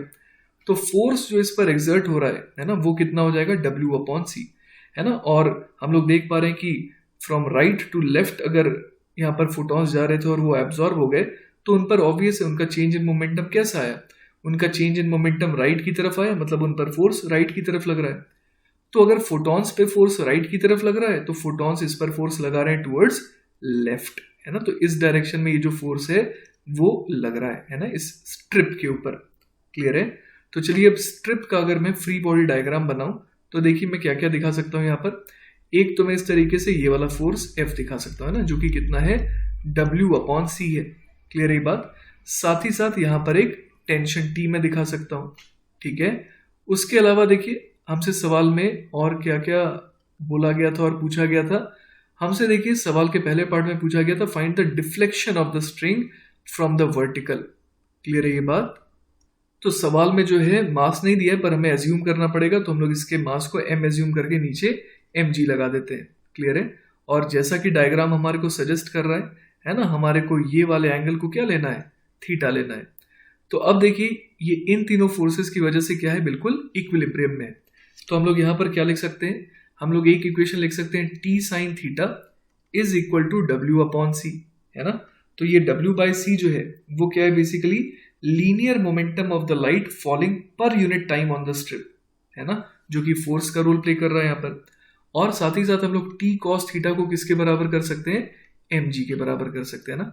तो अगर इन दोनों को डिवाइड कर देंगे तो देखिए हमारे पास tan थीटा आ जाएगा, और वो कितना आ जाएगा हमारे पास, tan थीटा जो है वो आ जाएगा हमारे पास W अपॉन mgc है ना। तो यही हमारे क्या हो जाएगा, पहले पार्ट का जवाब हो जाएगा। ठीक है। तो हम लोग सिंपली यहां से क्या बोल देंगे, theta is equal to tan inverse W upon mgc है ना। यहां पर m क्या है, यहां पर m जो है वो मास ऑफ द स्ट्रिप है। अब बच्चों हम लोग आ जाते हैं सेकंड पार्ट में ना। सेकंड पार्ट में हमसे क्या पूछा गया है कि if the strip is deflected slightly from its equilibrium position है ना। ये ऑब्वियस है कि इसकी इक्विलिब्रियम पोजीशन है ना, ये वाली। अब इससे अगर थोड़ा बहुत हम लोग इसे डिस्प्लेस करें है ना, तो जो टाइम पीरियड होगा रिजल्टिंग ऑसिलेशंस का वो हमारे को बताना है। ठीक है। तो सबसे पहले एक काम करते हैं, यहाँ पर हम लोगों ने दो इक्वेशन निकाली थी, T साइन थीटा और T कॉस थीटा। तो यहाँ पर देखिए बच्चों हम लोग क्या कर सकते हैं, दोनों इक्वेशन को स्क्वायर करके अगर ऐड कर दें है ना, तो स्क्वायर करके ऐड कर देंगे तो हमारे पास क्या आ जाएगा, टी स्क्वायर आ जाएगा, क्योंकि sine square plus cos square तो 1 हो जाएगा। तो टी स्क्वायर बराबर कितना आ जा रहा है हमारे पास, W अपॉन C का होल स्क्वायर प्लस mg का भी होल स्क्वायर। तो यहां से देखिए बच्चों हमारे पास टाइम, ये जो टेंशन है, टेंशन अपॉन मास, ये कितना आ जाएगा, टेंशन अपॉन मास आ जाएगा under the root of W upon C का होल स्क्वायर प्लस mg का भी होल स्क्वायर और होल डिवाइडेड बाय m है ना। ये हमारे पास क्या आ गया, टेंशन अपॉन मास आ गया। क्लियर है ये बात।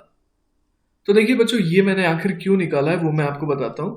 मैं एक्चुअली एक स्पेशल केस से कंपेयर करने वाला, जैसे कि मान लीजिए कि हमारे को पता है कि अगर हमारे पास एक इस तरीके से सिंपल पेंडुलम होता था, तो हम लोग जानते हैं कि इस पर नीचे की तरफ कितना फोर्स लग रहा होता था, mg लग रहा होता था, और ये इसकी कौन सी पोजीशन होती थी, इक्विलिब्रियम पोजीशन।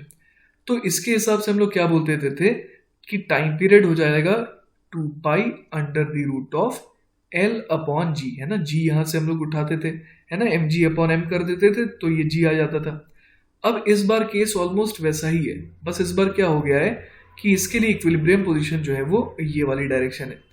तो इस बार जो है हम लोग देख पा रहे हैं कि अगर इस पर टेंशन जो है वो इस डायरेक्शन में लग रहा है तो ऑब्वियस है ना, इट इज क्वाइट ऑब्वियस कि इस बार हम लोग ये कह सकते हैं कि इस पर अगर टेंशन इस डायरेक्शन में लग रहा है तो बाकी फोर्सेस जो हैं उस पर इस डायरेक्शन में लग रहे हैं, जिस वजह से ये इक्विलिब्रियम में है ना। तो जैसे पहले हम लोग mg देखते थे है ना, जो इस तरीके से रेडियली आउटवर्ड डायरेक्शन में लगता था, तो उसी तरीके से हम लोग देख पा रहे हैं कि अगर टेंशन इधर इतना है तो उतने ही मैग्नीट्यूड का नेट फोर्स इस पर इधर भी लगेगा। तो उस टी को अगर हम लोग मास से डिवाइड कर दें, जैसे कि mg को हम लोग मास से डिवाइड करते थे तो g आता था, तो उसी तरह टेंशन को मास से डिवाइड कर दे तो वो हमारे को क्या दे देगा, वो हमारे को दे देगा g इफेक्टिव। क्लियर है? तो इसी वजह से बच्चों हम लोग सिंपली टाइम पीरियड है ना, टाइम पीरियड, ये हम लोग सिंपली क्या कह देंगे, 2 pi under the root of L upon G effective, है ना। यहाँ पर G इफेक्टिव कितना हो जाएगा, तो ये रहा हमारे पास G इफेक्टिव, उसको एज इट इज यहाँ पर पुट कर देंगे तो हमारा टाइम पीरियड भी आ जाएगा। ठीक है, चलिए बच्चों, तो हमारा नेक्स्ट सवाल है, a point source of light is placed at the centre of curvature of a hemispherical surface. The radius of curvature is smaller and the inner surface is completely reflecting. Find the force on the hemisphere due to the light falling on it if the source emits a power W. ठीक है, तो देखिए बच्चों, इस सवाल के लिए diagram कुछ इस तरीके का बनेगा, है ना। हमारे पास एक पॉइंट सोर्स है ना, जो कि बिल्कुल सेंटर पर है ना, इस तरीके से O से O पर। अब देखिए यहाँ पर जो रेडियस है वो स्मॉल r दिया हुआ है और ये जो सरफेस है ना वो परफेक्टली रिफ्लेक्टिंग है। तो हम लोग यहाँ पर समझ पा रहे हैं कि जो भी लाइट इस पर फॉल करेगी वो अपने रास्ते को रिट्रेस कर जाएगी। ऐसा क्यों? क्योंकि जो भी लाइट फॉल करेगी है ना वो नॉर्मली इंसिडेंट हो रही है ना, तो वो रिबाउंड कर जाएगी, क्योंकि एंगल ऑफ इंसिडेंस 0 है तो एंगल ऑफ रिफ्लेक्शन भी 0 हो जाएगा। ठीक है, तो अब देखिए यहाँ पर हम लोग कोई DA एरिया ले रहे हैं ना, जिस पर लाइट मान लीजिए फॉल कर रही है। तो हम लोग सबसे पहले ये निकालना चाहते हैं कि आखिर इस DA एरिया पर कितनी लाइट फॉल कर रही है। ठीक है, तो बहुत बहुत आसान है ये निकालना। टोटल कितनी एनर्जी एमिट हो रही है इससे, W एनर्जी पर सेकेंड है ना, तो पर सेकेंड की अगर बात करें तो W एनर्जी ओवरऑल निकल रही है। अब यहां पर हम लोग देख सकते हैं कि जो नीचे वाला पोर्शन है ओवरऑल, उस पर सेकेंड कितनी एनर्जी फॉल कर रही होगी, तो ऑब्वियस है कि W/2 एनर्जी फॉल कर रही होगी। तो पर यूनिट एरिया कितनी एनर्जी फॉल कर रही है इस पर, तो W/2 divided by 4 pi r square upon 2, क्योंकि ओवरऑल एक स्फेयर का जो सरफेस एरिया होता है वो 4 पाई r स्क्वायर होता है, तो हेमिस्फेयर का 4 पाई r स्क्वायर अपॉन 2 हो जाएगा। तो ये तो हो गई एक तरीके से इंटेंसिटी, है ना। इसको अगर मैं DA से मल्टीप्लाई कर दूं तो ये मुझे क्या दे देगा, ये मुझे दे देगा बच्चों कि जो एनर्जी फॉल कर रही है इस DA एरिया पर सेकेंड, है ना, यूनिट टाइम में जो यहाँ पर एनर्जी फॉल कर रही है। ठीक है, तो अब बच्चों मैंने ये क्यों निकाला वो मैं आपको बताता हूँ। हमारे को पता है कि मोमेंटम जो है वो क्या होता है, एनर्जी अपॉन C होता है। तो अब अगर मुझे ये देखना है कि rate of change of momentum क्या है ना, फोर्स बराबर क्या होता है, dP अपॉन dt। तो जो मोमेंटम था वही एक्चुअली वापस से रिबाउंड कर गया ना, तो मोमेंटम में के मैग्नीट्यूड में चेंज नहीं आया पर वो डायरेक्शन वाइज पूरा का पूरा पलट गया। तो हम लोग अगर ये निकालें कि पहले मोमेंटम पर सेकेंड कितना था, तो हम लोग कह देंगे कि चेंज इन मोमेंटम जो आया है ना पर सेकेंड वाला, उसको डबल कर देंगे तो वही फोर्स बन जाएगा, राइट। तो यहां पर हम लोग फोर्स बराबर क्या लिख सकते हैं, जो मोमेंटम था है ना पर सेकेंड, वो हम लोग कितना बोल सकते हैं यहाँ पर। तो देखिए यहाँ पर जो एनर्जी पर सेकेंड फॉल कर रही थी वो तो इतनी थी, तो हम लोग यहाँ पर E के बदले जो है इसे भर सकते हैं, है कि नहीं, और साथ ही साथ एक 2 का फैक्टर भी आ जाएगा। तो यहाँ पर हम लोग क्या लिख सकते हैं, 2 मल्टीप्लाइड बाय, अच्छा W/2 इधर भी है और इधर भी 4 पाई r स्क्वायर बाई 2 है, तो ये तो कैंसिल आउट हो गया। तो 2 multiplied by W dA upon 4 pi r square, और साथ ही साथ बच्चों यहाँ पर C भी आ जाएगा ना। तो हम लोग बड़े आराम से देख पा रहे हैं बच्चों कि फोर्स जो है ना वो कितना आ गया, वो आ गया देखिए 2 से एक 2 चला जाएगा, तो फोर्स की वैल्यू आ गई देखिए W dA अपॉन 2 पाई r स्क्वायर C आ गई, है ना। तो ये जो फोर्स है ये इस पर किस डायरेक्शन में लग रहा है, इस एलिमेंट पर इस तरीके से रेडियली आउटवर्ड डायरेक्शन में लग रहा है ना।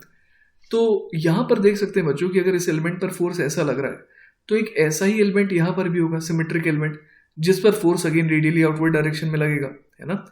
तो हम लोग समझ सकते हैं कि कोई भी एलिमेंट अगर ले हम लोग तो उस पर जो फोर्स लग रहा है उसका कौन सा कंपोनेंट हमें रखना चाहिए, डाउनवर्ड वाला, क्योंकि जो हॉरिजॉन्टल कंपोनेंट है वो तो एक दूसरे को कैंसिल आउट कर देंगे ना, सिमेट्रिक एलिमेंट्स कैंसिल आउट कर देंगे।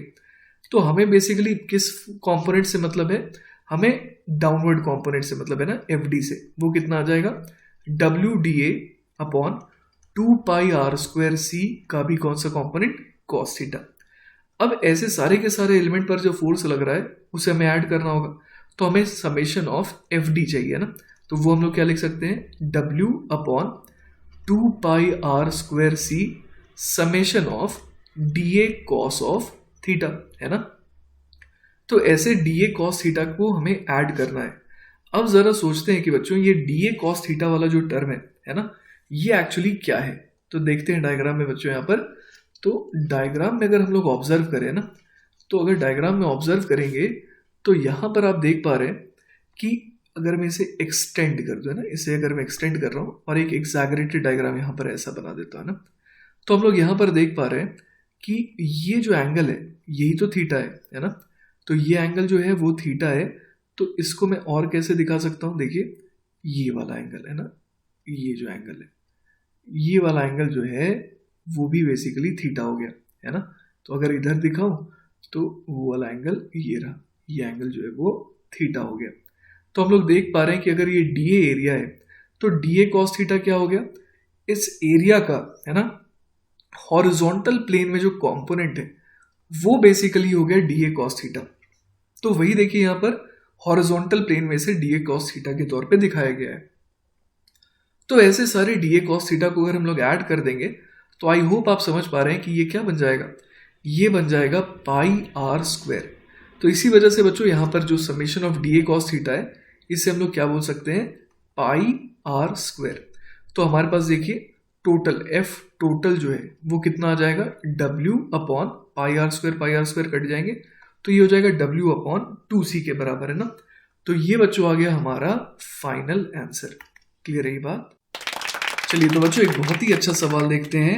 अ perfectly reflecting solid sphere of radius small r is kept in the path of a parallel beam of light of large aperture. If the beam carries an intensity I, find the force exerted by the beam on the sphere. तो देखिए बच्चों इस सवाल के लिए हम लोग ये वाला डायग्राम का इस्तेमाल कर सकते हैं। यहाँ पर क्या है, एक सॉलिड स्फीयर है जो कि परफेक्टली रिफ्लेक्टिंग है ना, और इस तरीके से उस पर parallel beam of light fall कर रही है। और जैसा कि हम लोग यहाँ पर देख पा रहे हैं, हम लोगों ने क्या करा, किसी थीटा एंगल पर गए ना, OZ लाइन से थीटा एंगल पर गए और हमने एक सर्कल ड्रॉ किया। फिर हम लोग डी थीटा एंगल और आगे गए, फिर यहां पर से भी हम लोगों ने क्या करा, एक सर्कल ड्रॉ किया। अब इन दोनों सर्कल के बीच में आप देख पा रहे हैं कि एक रिंग बन गई जिसकी थिकनेस कितनी है, जिसकी थिकनेस जो है वो हो गई RD थीटा, है ना।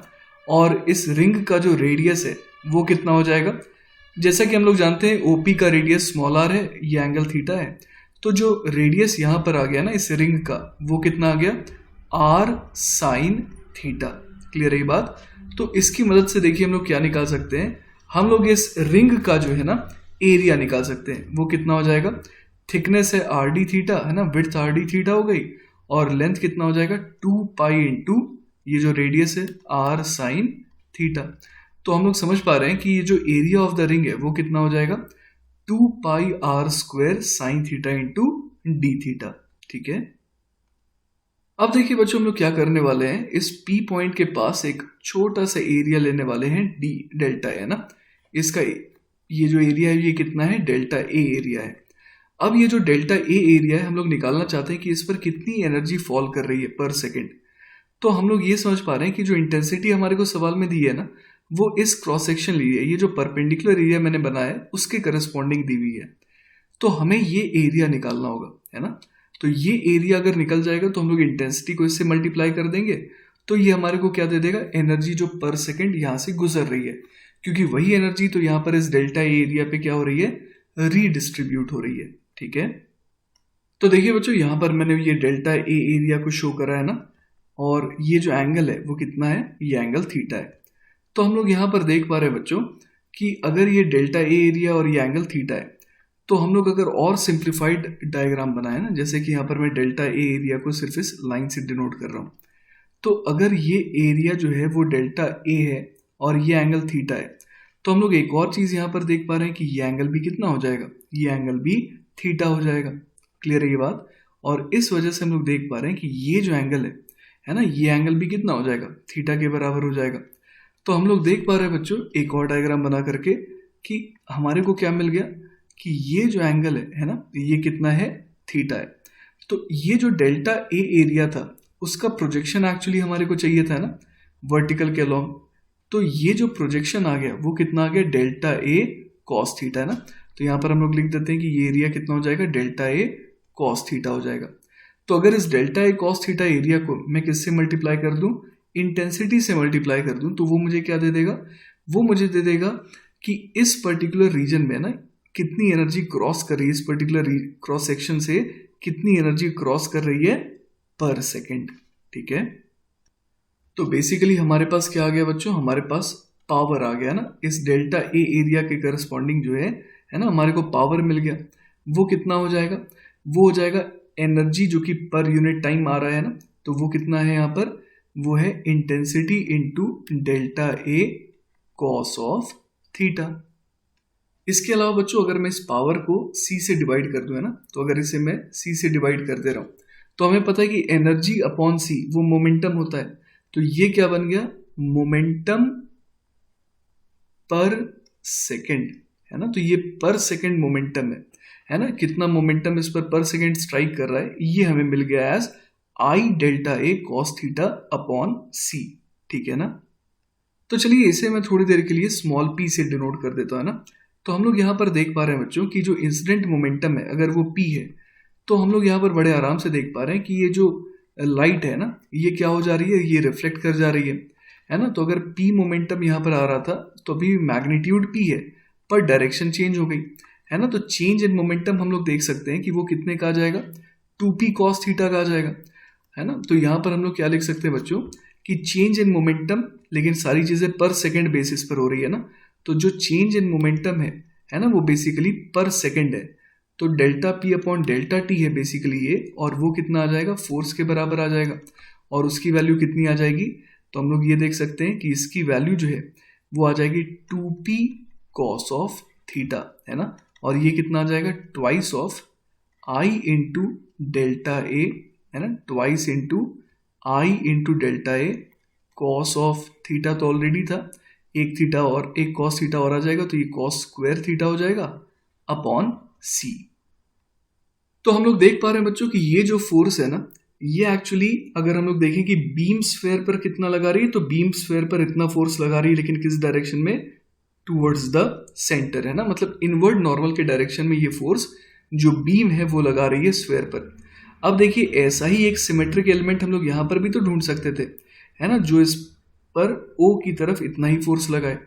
तो हमारे को क्या करना है, कोई भी अगर हम लोग डेल्टा एरिया ले रहे हैं ना, तो उस पर लगने वाले फोर्स का कौन सा कंपोनेंट देखना चाहिए हमें, टुवर्ड्स लेफ्ट वाला कंपोनेंट देखना चाहिए ना, ये वाला कंपोनेंट देखना चाहिए। क्योंकि जो वर्टिकली डाउनवर्ड कंपोनेंट है उसको तो ये वर्टिकली अपवर्ड कंपोनेंट क्या कर दे रहा है, कैंसिल आउट कर दे रहा है। ठीक है, और ऐसे ही पेयर्स हमारे को हर एक जगह पर मिलेंगे है ना। तो बच्चों अगर एंगल हम लोग चेक करें ना, तो ये एंगल कितना हो जाएगा, थीटा हो जाएगा। ये फोर्स हमने अभी अभी F निकाला इस डायरेक्शन में, तो इसका कंपोनेंट हमें लेना होगा कौन सा, F cos थीटा। तो यहाँ पर हम लोग क्या लिख सकते हैं, F cos थीटा, उसकी वैल्यू कितनी हो जाएगी, twice of I into delta A cos square theta divided by C, ये तो ऑलरेडी था, इसका भी हमें लेना होगा cos थीटा कंपोनेंट है ना। लेकिन बच्चों अब तक हमने जो फोर्स निकाला है ये तो किस पर निकाला है, डेल्टा ए पर लगने वाले फोर्स का कौन सा कंपोनेंट है, ये टुवर्ड्स लेफ्ट वाला कंपोनेंट है ना। तो ऐसे सारे कंपोनेंट्स को अगर हम लोग ऐड कर देंगे तो हमारे को क्या मिलेगा, फोर्स ऑन द रिंग मिलेगा ना। तो अगर मैं समेशन ऑफ दिस फोर्स करूँ ना, F cos थीटा कर दूँ, summation of this F cos theta, तो वो कितना हो जाएगा, ट्वाइस ऑफ I, यहाँ पर समेशन लगा देता हूँ, twice of I into delta A cos cube theta upon C. अब यहाँ पर देखिए बच्चों, ये जो 2i अपॉन सी और कॉस क्यूब थीटा, ये तो इस रिंग के लिए कांस्टेंट हो गया है ना। तो सिर्फ हमारे को क्या करना है, समेशन ऑफ डेल्टा ए करना है ना। तो यहाँ पर देखिए हमारे पास क्या आ जाएगा, twice of i upon C cos of cube theta summation of delta A. तो आपको याद होगा हमने समेशन ऑफ डेल्टा ए निकाल रखा है ना, रिंग का एरिया निकाल रखा है। तो वो देखिए कितना आ रहा था हमारे पास, वो आ रहा था बच्चों हमारे पास 2 है ना, पहले तो लिख देते हैं 2 pi into R sine theta multiplied by R D theta, याद आ रहा होगा आपको है ना, आर डी थीटा विड्थ थी, 2 पाई आर साइन थीटा जो है वो उसकी सरकमफ्रेंस हो गई थी है ना। तो यहाँ पर हम लोग क्या लिख सकते हैं, कि जो फोर्स ऑन द रिंग आया है ना वो कितना आ गया, twice of I upon C cos of cube theta multiplied by 2 pi R, है ना, 2 pi R square in fact sine theta and D theta. Clear है। लेकिन अब हमें क्या चाहिए, फोर्स ऑन द स्फेयर चाहिए। तो फोर्स ऑन द स्फेयर के लिए हमें क्या करना होगा, summation of force on ring करना होगा, है ना। या फिर यहाँ पर हम लोग क्या लिख सकते हैं, यहाँ पर हम लोग समेशन ऑफ एफ रिंग को हम लोग क्या लिख सकते हैं, इंटीग्रेशन ऑफ, है ना, integration of 2i upon C cos cube theta 2 pi R square sine theta D theta, है ना। तो यहां से देखिए हमारे पास ओवरऑल फोर्स ऑन स्फेयर वो कितना आ जाएगा, देखिए कॉन्स्टेंट्स क्या क्या है, 2y अपॉन सी ये कांस्टेंट है, साथ ही साथ 2 पाई जो है वो बाहर आ गया, और हमारे को दिख रहा है कि आर स्क्वायर भी बाहर आ गया। तो अंदर क्या बच गया, देखिए integration of cos cube theta sine theta D theta, है ना। और थीटा की लिमिट क्या भरेंगे, तो देखिए हम लोग यहाँ पर देख पा रहे हैं कि थीटा की लिमिट हमें भरनी चाहिए 0 से 90 डिग्री, है ना, क्योंकि उसके आगे तो ये स्ट्राइक ही नहीं कर रहा है बीम में से। तो हम लोग इसीलिए यहाँ पर थीटा की लिमिट भरेंगे 0 से लेकर के π/2। क्लियर है। तो यहाँ से देखिए हमारे पास क्या आ जा रहा है, 4i पाई यहाँ तक तो ठीक है। उसके बाद हम लोग क्या लिखेंगे, यह आर स्क्वायर है ना, 4i pi R square upon C. और अब यहाँ पर देखिए इंटीग्रेट कैसे करेंगे, तो हमारे को दिख रहा है कि अगर मैं कॉस थीटा को टी मान लूँ तो minus sign theta D theta जो है वो क्या बन जाएगा, डी टी बन जाएगा, है ना। तो यहाँ पर हम लोग देख पा रहे हैं कि अगर मैं कॉस थीटा को, है ना, कॉस थीटा को क्या मान लूँ, कॉस थीटा को मान लेता हूँ टी, तो minus sign theta D theta जो है वो डी टी बन जाएगा। तो यहाँ पर हमारे को दिख रहा है ये क्या बन गया, ये बन गया इंटीग्रेशन ऑफ ये बन जाएगा टी क्यूब और इधर आ जाएगा माइनस डी टी, है ना। और अब इसको सॉल्व कर लेते हैं, ये क्या बन जाएगा, 4i pi R square upon C T cube, है ना, यहाँ बाहर माइनस साइन लगा देते हैं, टी क्यूब डी टी का इंटीग्रेशन क्या हो जाएगा, टी की पावर 4 अपॉन 4, है ना, और लिमिट अभी भरना बाकी है। तो वापस से इसको हम लोग क्या लिख सकते हैं, minus 4i pi R square upon 4c, और यहाँ पर हम लोग लिख सकते हैं टी की वैल्यू वापस से पुट कर देते हैं कॉस थीटा और लिमिट हो जाएगी 0 से लेकर के π/2 तक, राइट।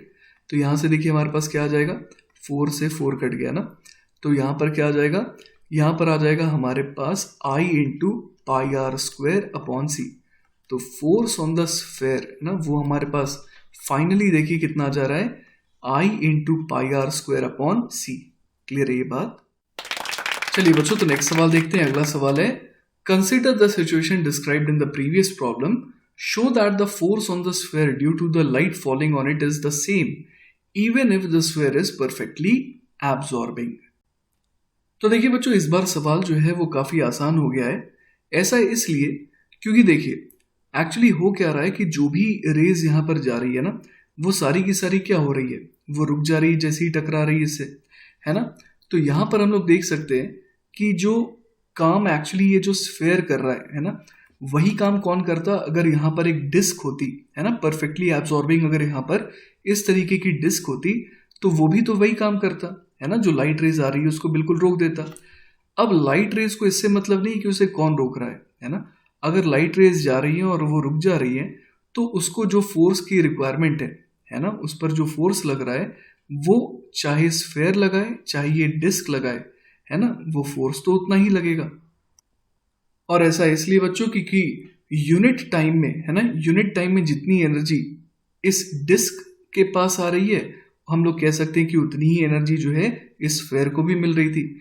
तो जितना मोमेंटम पर सेकेंड, है ना, ये डिस्क कम कर रही है इस लाइट का, उतना ही मोमेंटम पर सेकेंड जो है ये स्फेयर भी इस लाइट का कम कर रहा है। तो इस लाइट को बिल्कुल सेम लगेगा, चाहे ये डिस्क उसका मोमेंटम कम करे, चाहे ये जो स्फेयर है वो उसके मोमेंटम को खत्म करे। तो अगर हम लोग इस तरीके से सोचेंगे तो बहुत काम आसान हो जाएगा ना। तो हम लोग यहाँ पर देख पा रहे हैं कि ये जो डिस्क है ना, इसको मैं मान लिया हूँ परफेक्टली एब्जॉर्बिंग, तो इसके पास, है ना, इसके पास जो है ये लाइट रेज आ रही है ना, और इसका एरिया कितना हो जाएगा, तो इसका एरिया हो जाएगा पाई आर स्क्वायर, है ना, इस स्फेयर का एक तरीके से ये प्रोजेक्टेड एरिया हो गया ना, वर्टिकल के अलॉन्ग। तो पाई आर स्क्वायर इसका एरिया हो गया। तो हम लोग यहाँ पर देख पा रहे हैं कि जो फोर्स है ना, फोर्स जो है वो बेसिकली कितना हो जाएगा, फोर्स जो है वो हो जाएगा actually rate of change of momentum, है ना, चेंज इन मोमेंटम पर सेकेंड। तो अगर हम लोग ये निकाल लें कि कितना मोमेंटम में चेंज आ रहा है पर सेकेंड या फिर कितना मोमेंटम था पर सेकेंड, तो वही तो फोर्स हो जाएगा। तो फोर्स अगर निकालना है तो चेंज इन मोमेंटम या फिर मोमेंटम पर सेकेंड देखना होगा। तो मोमेंटम का फॉर्मूला क्या होता है, मोमेंटम तो होता है एनर्जी अपॉन सी, है ना, यू बाय सी होता है, लेकिन हमें मोमेंटम पर सेकेंड का चाहिए तो वो एक तरीके से पावर अपॉन सी हो जाएगा, है ना।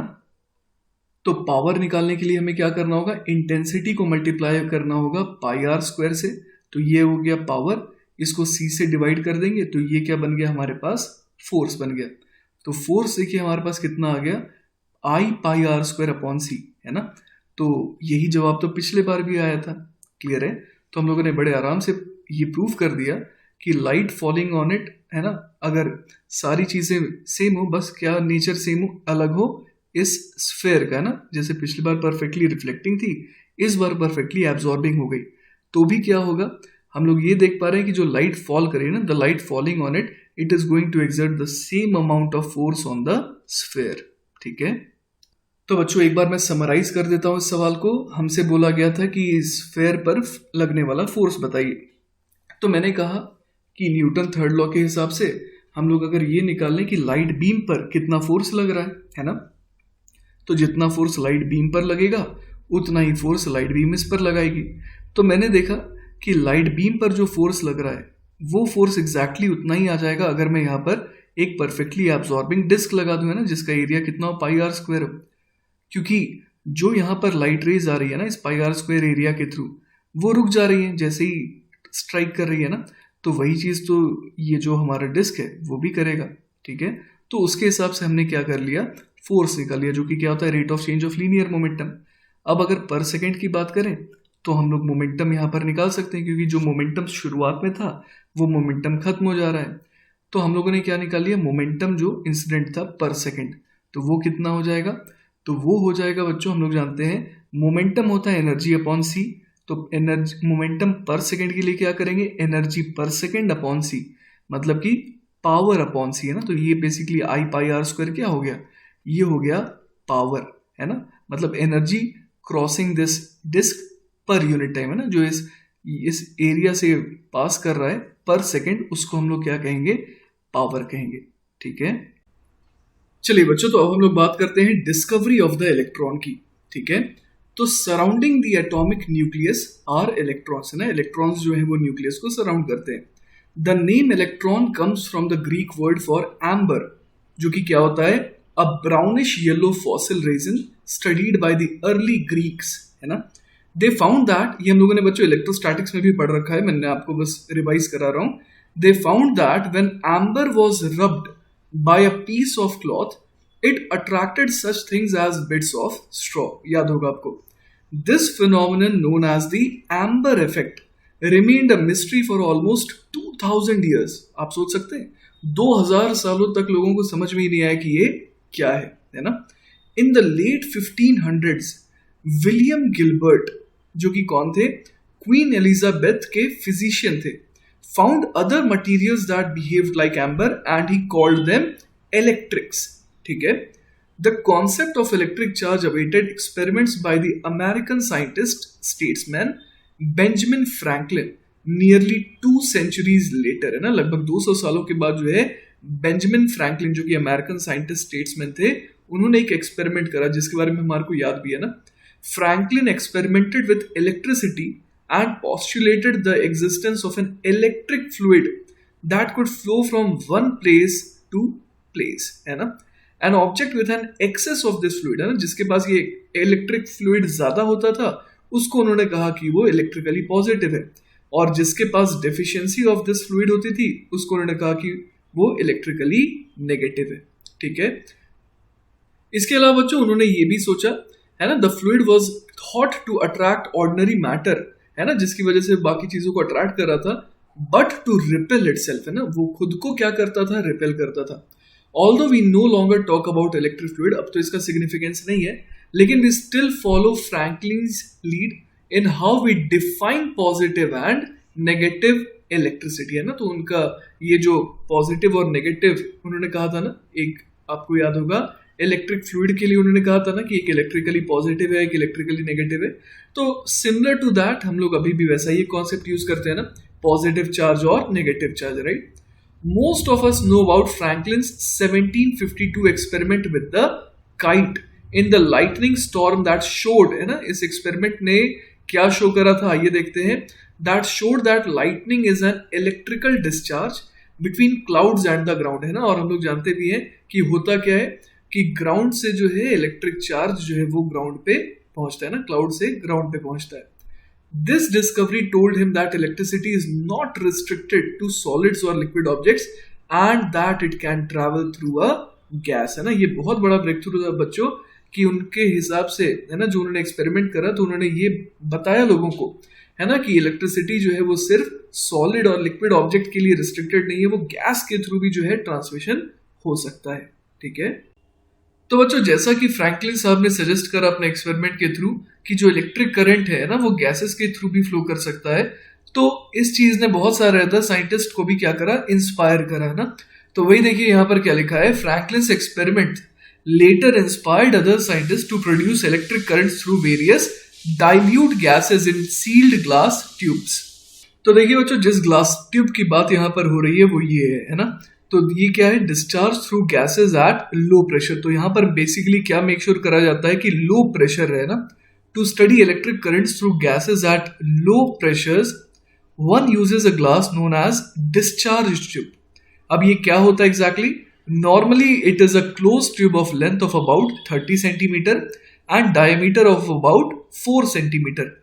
It is fitted with 2 metal electrodes C and A, है ना। यहाँ पर एक C है और एक A है, ठीक है। अ साइड ट्यूब, है ना, अ साइड ट्यूब P, ये आप देख पा रहे हैं यहाँ पर, है ना, is used to pump out the enclosed gas so as to obtain the desired low pressure, ठीक है। तो यहाँ पर प्रेशर को कम करने के लिए यहाँ पर क्या होता है, यहाँ पर आप देख पा रहे हैं कि एक साइड ट्यूब होता है, ठीक है। The electrodes are connected to the secondary of an induction coil so that a high potential difference, है ना। यहाँ पर बेसिकली हम लोग हाई पोटेंशियल डिफरेंस क्रिएट करने की कोशिश करते हैं बिटवीन C एंड A, ठीक है। The electrode C connected to the negative terminal is called the cathode, है ना। C अब आपको समझ में आ रहा होगा कि किसके लिए स्टैंड कर रहा है, कैथोड के लिए। And the electrode A connected to the positive terminal is called the anode.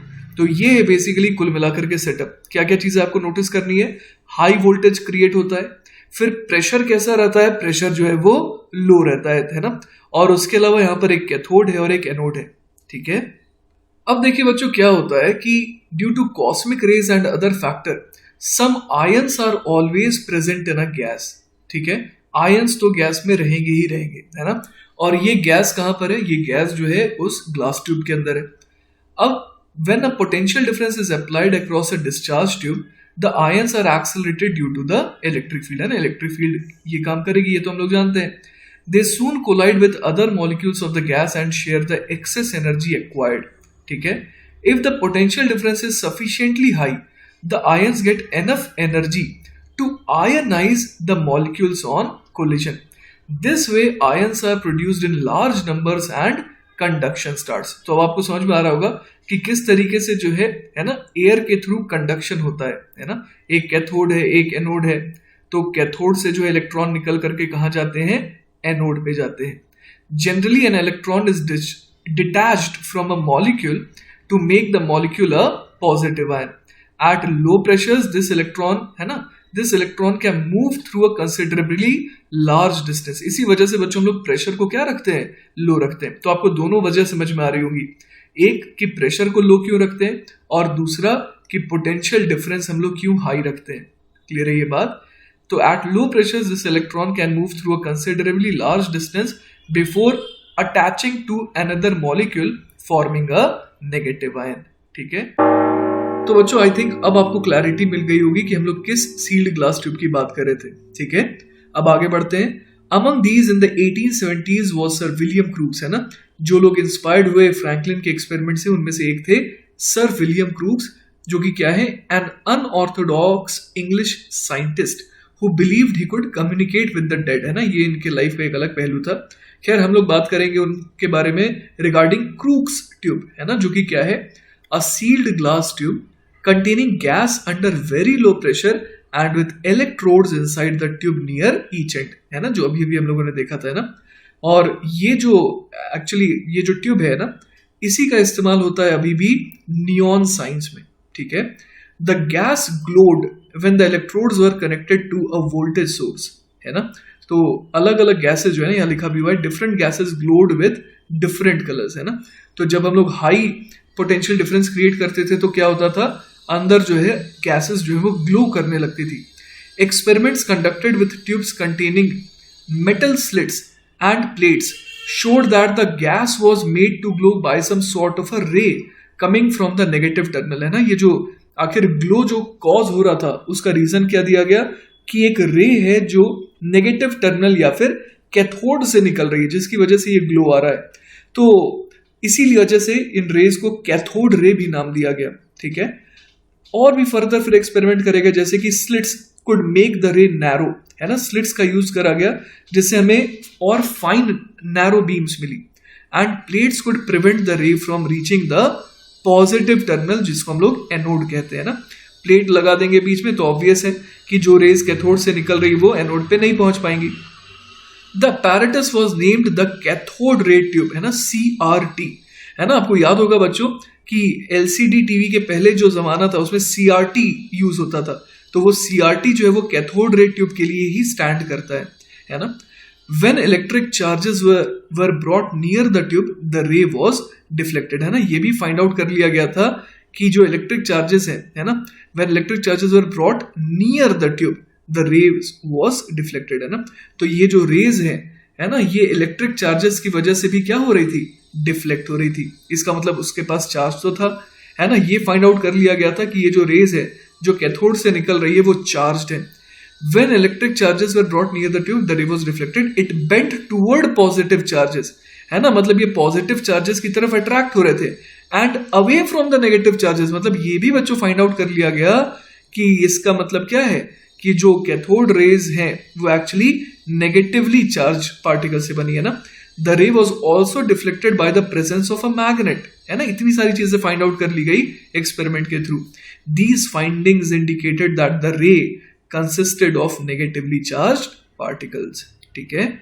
तो ये देखिए बच्चों, डायग्राम में दिखाया गया है कि किस तरीके से जो है कैथोड से रेज निकल रही है ना। और यहाँ पर एनोड है, एनोड पॉजिटिवली चार्ज, और देखिए एनोड में अगर एक छोटा सा छेद कर दिया जाए तो किस तरीके से हमें एक नैरो बीम मिलेगी, है ना। तो वही यहाँ लिखा है, a simple cathode ray tube है ये। An electric current is produced in the gas when a high voltage is imposed across the electrodes inside the tube. लेकिन बच्चों अभी तक बस इतना पता लग पाया था कि ये जो कैथोड रे से है ना, ये जो कैथोड रे जिन पार्टिकल से कंप्राइज कर रहा है वो एक्चुअली नेगेटिवली चार्ज्ड है, पर उनकी प्रॉपर्टीज जो है ना अच्छे से पता नहीं लग पाई थी, है ना। इसके बाद बच्चों आए 1897 में एक English physicist Joseph John Thomson, जिनको उनके दोस्त जो है ना वो जे नाम से बुलाते थे। He showed that the cathode rays were Indeed particles smaller and lighter than atoms and apparently all identical. तो ये बहुत इंपॉर्टेंट चीज उन्होंने ढूंढी कि ये एक्चुअली जो कैथोड रेज है वो क्या है, पार्टिकल्स हैं, और सारे के सारे पार्टिकल्स जो है वो क्या है, आइडेंटिकल हैं। ये बच्चों उन्होंने कैसे परफॉर्म किया ये देखते हैं। He created narrow beams of cathode rays and measured their deflection in electric and magnetic fields. तो देखिए बच्चों यहाँ डायग्राम में भी हम लोग देख पा रहे हैं, है ना। यहाँ जो डायग्राम हम लोग देख पा रहे हैं इसमें क्या देख पा रहे हैं कि एक मैग्नेट लगा दिया गया है ना, और हम लोग देख पा रहे हैं यहाँ पर कि इस मैग्नेट की वजह से क्या होगा, डिफ्लेक्शन होगा ना, क्योंकि अगर ये नेगेटिवली चार्ज्ड रे है ना। और उसमें भी उन्होंने क्या करा, यहाँ पर देखिए उन्होंने यहाँ पर एक नैरो बीम क्रिएट की है ना, यहाँ पर एक आप देख पा रहे हैं एक होल करके, ठीक है। तो यही है बच्चों कैथोड रे, है ना, या फिर इलेक्ट्रॉन बीम, ठीक है। और यहाँ लेफ्ट साइड में देखिए ये पुराने जमाने का टेलीविजन है ना। आपको याद होगा कि पहले के जो टेलीविजन होते थे वो काफी मोटे होते थे, काफी भारी होते थे, तो वो ऐसे ही दिखते थे, है ना। और वहां पर ये जो मैग्नेट का काम है वो यहाँ पर देखिए मैग्नेटिक डिफ्लेक्शन के लिए यहाँ पर इस तरीके से, है ना, यहाँ पर हम लोग देख पा रहे हैं कि मैग्नेट या फिर इलेक्ट्रोमैग्नेट होता है, ठीक है ना। इसके अलावा बच्चों उन्होंने ये भी फाइंड आउट करा, है ना, कि the amount of beams deflection depended on the mass of the particles and their electric charge. अब देखते हैं कैसे। The greater each particles mass, जितना ज्यादा मास होगा, द ग्रेटर द इनर्शिया, ये तो हम लोग जानते हैं, एंड लेस द डिफ्लेक्शन, है ना, ज्यादा मास ज्यादा इनर्शिया तो डिफ्लेक्शन कम। साथ ही साथ the greater each particles charge, the greater the force and the greater the deflection. जितना चार्ज ज्यादा होगा उतना ज्यादा इट इज क्वाइट ऑब्वियस कि डिफ्लेक्शन भी ज्यादा होगा। The greater the speed the less the deflection, बिल्कुल सही बात है, जितनी ज्यादा स्पीड होगी उतना कम वो डिविएट करेगा, डिफ्लेक्ट करेगा। From careful measurements of the deflection of the beam, Thomson succeeded in calculating the mass to charge ratio of the cathode ray particle which was soon thereafter named the electron। ठीक है, इसका नाम फिर electron पड़ गया। All electrons are identical, they are copies of one another। For establishing the existence of the electron, J.J. Thomson साहब को नवाजा गया नोबेल पुरस्कार से इन द ईयर 1906। तो देखिए बच्चों, थोड़ा और डिटेल में हम लोग डिटर्मिनेशन ऑफ दिस E/m, है ना, E/m ये जो रेशियो है इसके बारे में चर्चा करते हैं ना। तो बेसिकली यहाँ पर क्या है, हम लोग देख पा रहे हैं कैथोड है, फिर एनोड है ना, और यहाँ पर हम लोग देख पा रहे हैं कि एनोड में क्या किया गया, एक छोटा सा छेद कर दिया गया ना, जिससे हम लोग देख पा रहे हैं कि एक फाइन, है ना, एक नैरो रे जा रही है किसकी, कैथोड पार्टिकल्स की। ठीक है, तो हम लोग यहाँ पर देख पा रहे हैं बच्चों कि दो चीजें यहाँ पर, एक तो हम लोग देख पा रहे हैं कि कॉइल्स है ना, C1 और C2 कॉइल्स हैं, और यहाँ पर D1 और D2 प्लेट्स हैं। तो D1 और D2 जो प्लेट्स हैं उनका काम है इलेक्ट्रिक फील्ड एस्टैब्लिश करना, और जो C1 और C2 कॉइल्स है इनमें करंट फ्लो हो रहा है, जिस वजह से ये मैग्नेटिक फील्ड क्रिएट कर रहे हैं जो कि transverse to the direction of electric field, है ना। तो यहाँ पर हम लोग देख पा रहे हैं कि परपेंडिकुलर डायरेक्शन में है electric field as compared to magnetic field. Clear है ये बात। तो अब देखिए यहाँ पर ये जो ग्लास ट्यूब है, इसके यहाँ पर हम लोगों ने देखा है कि क्या होती है, a fluorescent material is coated on the inner surface of the tube at this end so that a visible glow is produced when electrons strike the end, है ना। तो फ्लोरोसेंट मटेरियल्स क्या होते हैं, ऐसे मटेरियल जिनमें क्या होता है कि जब ये इलेक्ट्रॉन स्ट्राइक करते हैं तो वहां पर ग्लो आता है। ठीक है, अब देखिए यहाँ पर क्या फिजिक्स इन्वॉल्व है। If the electric and magnetic field are switched on and the values are so chosen such that V is equal to E by B हो जाए, तो हम लोग समझ पा रहे हैं कि क्या होगा। मैग्नेटिक फोर्स हमने पढ़ा है ना, Q into V cross B होता है, राइट। तो उस तरीके से हम लोग देख पा रहे हैं कि मैग्नेटिक फोर्स EVB हो जाएगा और इलेक्ट्रिक फोर्स जो है वो E इंटू कैपिटल E हो जाएगा, F बराबर QE से। तो उस केस में जो बीम है वो अनडिफ्लेक्टेड जाएगी, right. If the potential difference between the anode A and the cathode C is V, है ना, यहाँ पर जो है पोटेंशियल डिफरेंस कैथोड और एनोड के बीच में ना, ये नेगेटिव ये पॉजिटिव, मान लीजिए कि ये हमें पता है वो कितना है, V है। तो speed of electrons coming out of A is given by, वो क्या हो जाएगा, हाफ mv² बराबर EV, राइट। तो हम लोग यहाँ पर देख पा रहे हैं कि यहाँ से क्या निकल करके आ जाएगा, V की वैल्यू को E बाई बी रख देंगे तो half m E by B का स्क्वायर बराबर EB। तो देखिए यहाँ से E अपॉन m आ गया ना, E² upon 2B² V। Clear है ये बात। तो बच्चों ये जो हम लोगों ने एक्सपेरिमेंट करा, इसके थ्रू हम लोगों ने ये जो स्पेसिफिक चार्ज है ना E/m, ये कैलकुलेट कर लिया ना। In an experiment the position of the glow at the end of the tube is noted without applying any electric और मैग्नेटिक फील्ड, है ना। शुरुआत में जब कोई भी इलेक्ट्रिक और मैग्नेटिक फील्ड नहीं थी तब तो ऑब्वियस है ना कि जो रे है वो बिल्कुल सीधी जाएगी, लेकिन अब हम लोगों ने एक ऐसा कॉम्बिनेशन चुना सच दैट कि जहां पर पहले ग्लो आया था वहीं पर फिर से ग्लो आए, है ना, glow returns to its original position, ऐसा हम लोगों ने फील्ड अप्लाई करा।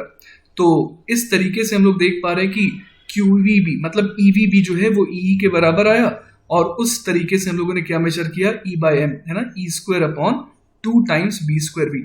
यहाँ पर B क्या है, मैग्नेटिक फील्ड है, V क्या है बच्चों, कैथोड और एनोड के बीच का पोटेंशियल डिफरेंस है, और इसके अलावा ये जो कैपिटल E है ना, वो क्या है, तो वो है D1 और D2 प्लेट्स की वजह से जो इलेक्ट्रिक फील्ड का स्ट्रेंथ है। ठीक है, चलिए बच्चों, तो अब तक जो है हम लोगों ने देखा कि specific charge of the electron वो पता चल गया था ना, मतलब E/m रेशियो मिल गया था, लेकिन अभी भी ना E मिला था ना M मिला था, E/m मिला था, है ना। तो इस चीज को कंप्लीट करने के लिए मिल्कन ऑयल ड्रॉप एक्सपेरिमेंट ने बहुत बड़ी भूमिका निभाई। आइए देखते हैं कैसे। Next to investigate the properties of electrons was the American physicist Robert Millikan. He calculated the numerical value of a single unit of electric charge on the basis of an experiment he performed in 1909. In his experiment, Millikan sprayed tiny oil droplets into a chamber between electrically charged plates, that is into an electric field. तो देखिए यहाँ पर diagram में दे रखा है कि उन्होंने क्या करा, उन्होंने टाइनी ऑयल ड्रॉपलेट्स, देखिए यहाँ पर एटमाइजर है ना, तो उसके तरीके से उसने क्या किया, ऑयल ड्रॉपलेट्स को उन्होंने स्प्रे करवाया into a chamber between electrically charged plates. ठीक है, यहाँ पर आप देख पा रहे हैं कि किस तरीके से यहाँ पर चार्ज प्लेट्स हैं और ऑब्वियस है कि यहाँ पर एक इलेक्ट्रिक फील्ड क्रिएटेड होगी। अब देखिए बच्चों, जब फील्ड बहुत स्ट्रॉन्ग थी ना, when the field was strong, some of the droplets moved upward, है ना। ऑब्वियस है कि फील्ड अगर ऊपर से नीचे की तरफ है, पर चूंकि इलेक्ट्रॉन पे चार्ज कैसा होता है, नेगेटिव होता है, तो ये इन पर फोर्स ऊपर लग रहा है ना, indicating that they carried a very slight negative charge. ठीक है, Millikan adjusted the field so that droplets hovered motionless, है ना, वो एक जगह पर जो है हॉवर करने लगे। He knew that the downward force of gravity on the droplets was exactly balanced by the upward electric force, तभी तो वो एक ही जगह पर हॉवर करेगा, है ना, और मोशनलेस रहेगा।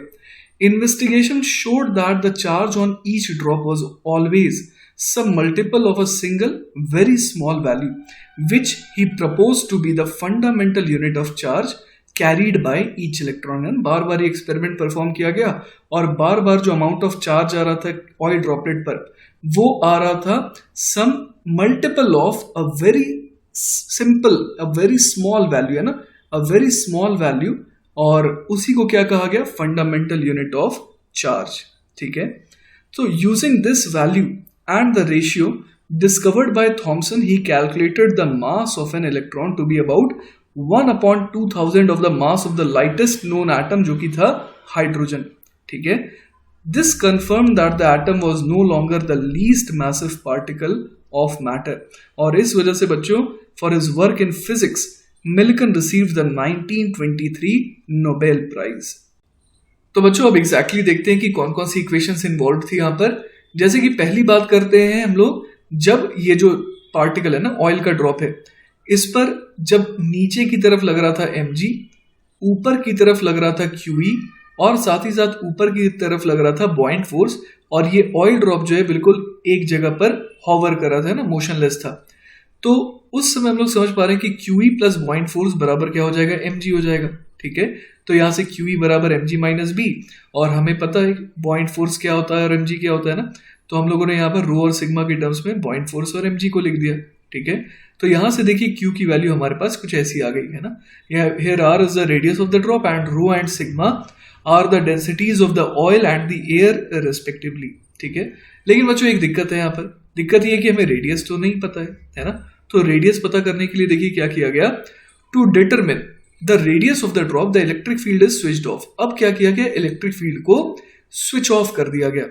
तो क्या होगा, अब आप समझ पा रहे हैं कि ये नीचे की तरफ एक्सेलरेट करेगा, द ड्रॉप एक्सेलरेट्स डाउनवर्ड्स, लेकिन कुछ वक्त बाद क्या होता है, the speed of the drop becomes constant, है ना। याद होगा आपको टर्मिनल वेलोसिटी का कॉन्सेप्ट भी हम लोगों ने बहुत बार पढ़ा है ना।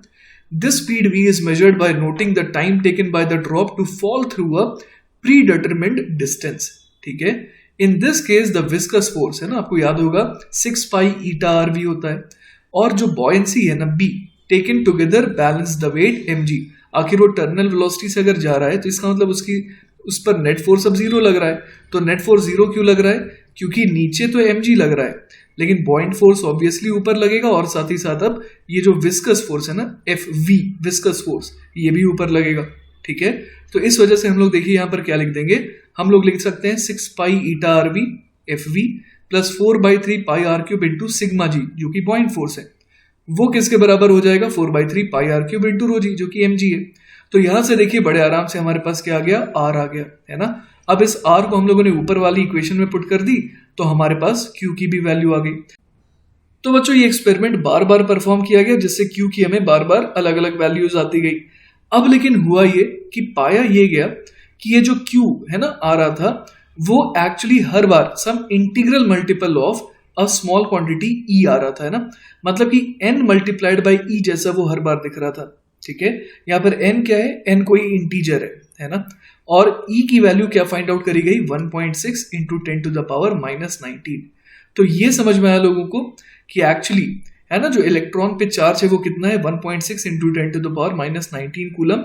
और अगर एक इलेक्ट्रॉन है तो इतना चार्ज आ रहा है, 2 इलेक्ट्रॉन है तो इसका डबल चार्ज आ रहा है, 100 इलेक्ट्रॉन है तो इसका 100 टाइम्स चार्ज आ रहा है ना। हमेशा जो है ओवरऑल चार्ज वो इंटीग्रल मल्टीपल ऑफ स्मॉल ई ही आ रहा था। तो इस तरीके से बच्चों यहाँ पर हम लोग देख पा रहे हैं कि मिलिकन साहब ने क्या निकाल लिया, ई की वैल्यू निकाल ली, और उसके वजह से जो है एम भी आ गया, है ना। क्यू बाय एम तो ऑलरेडी जे थॉमसन जी ने निकाल रखा था, ठीक है। और इसी वजह से मिलिकन साहब को भी क्या मिला, नोबेल पुरस्कार मिला। क्लियर है। तो बच्चों इसी के साथ हमारा ये लेक्चर जो है खत्म हो गया है। एंड आई होप कि आपको चीजें अच्छे से समझ में आई होंगी। बट स्टिल अगर आपको कोई डाउट रह जाता है then feel free to contact me, I will be very happy to help you. Take care बच्चों, बाय बाय।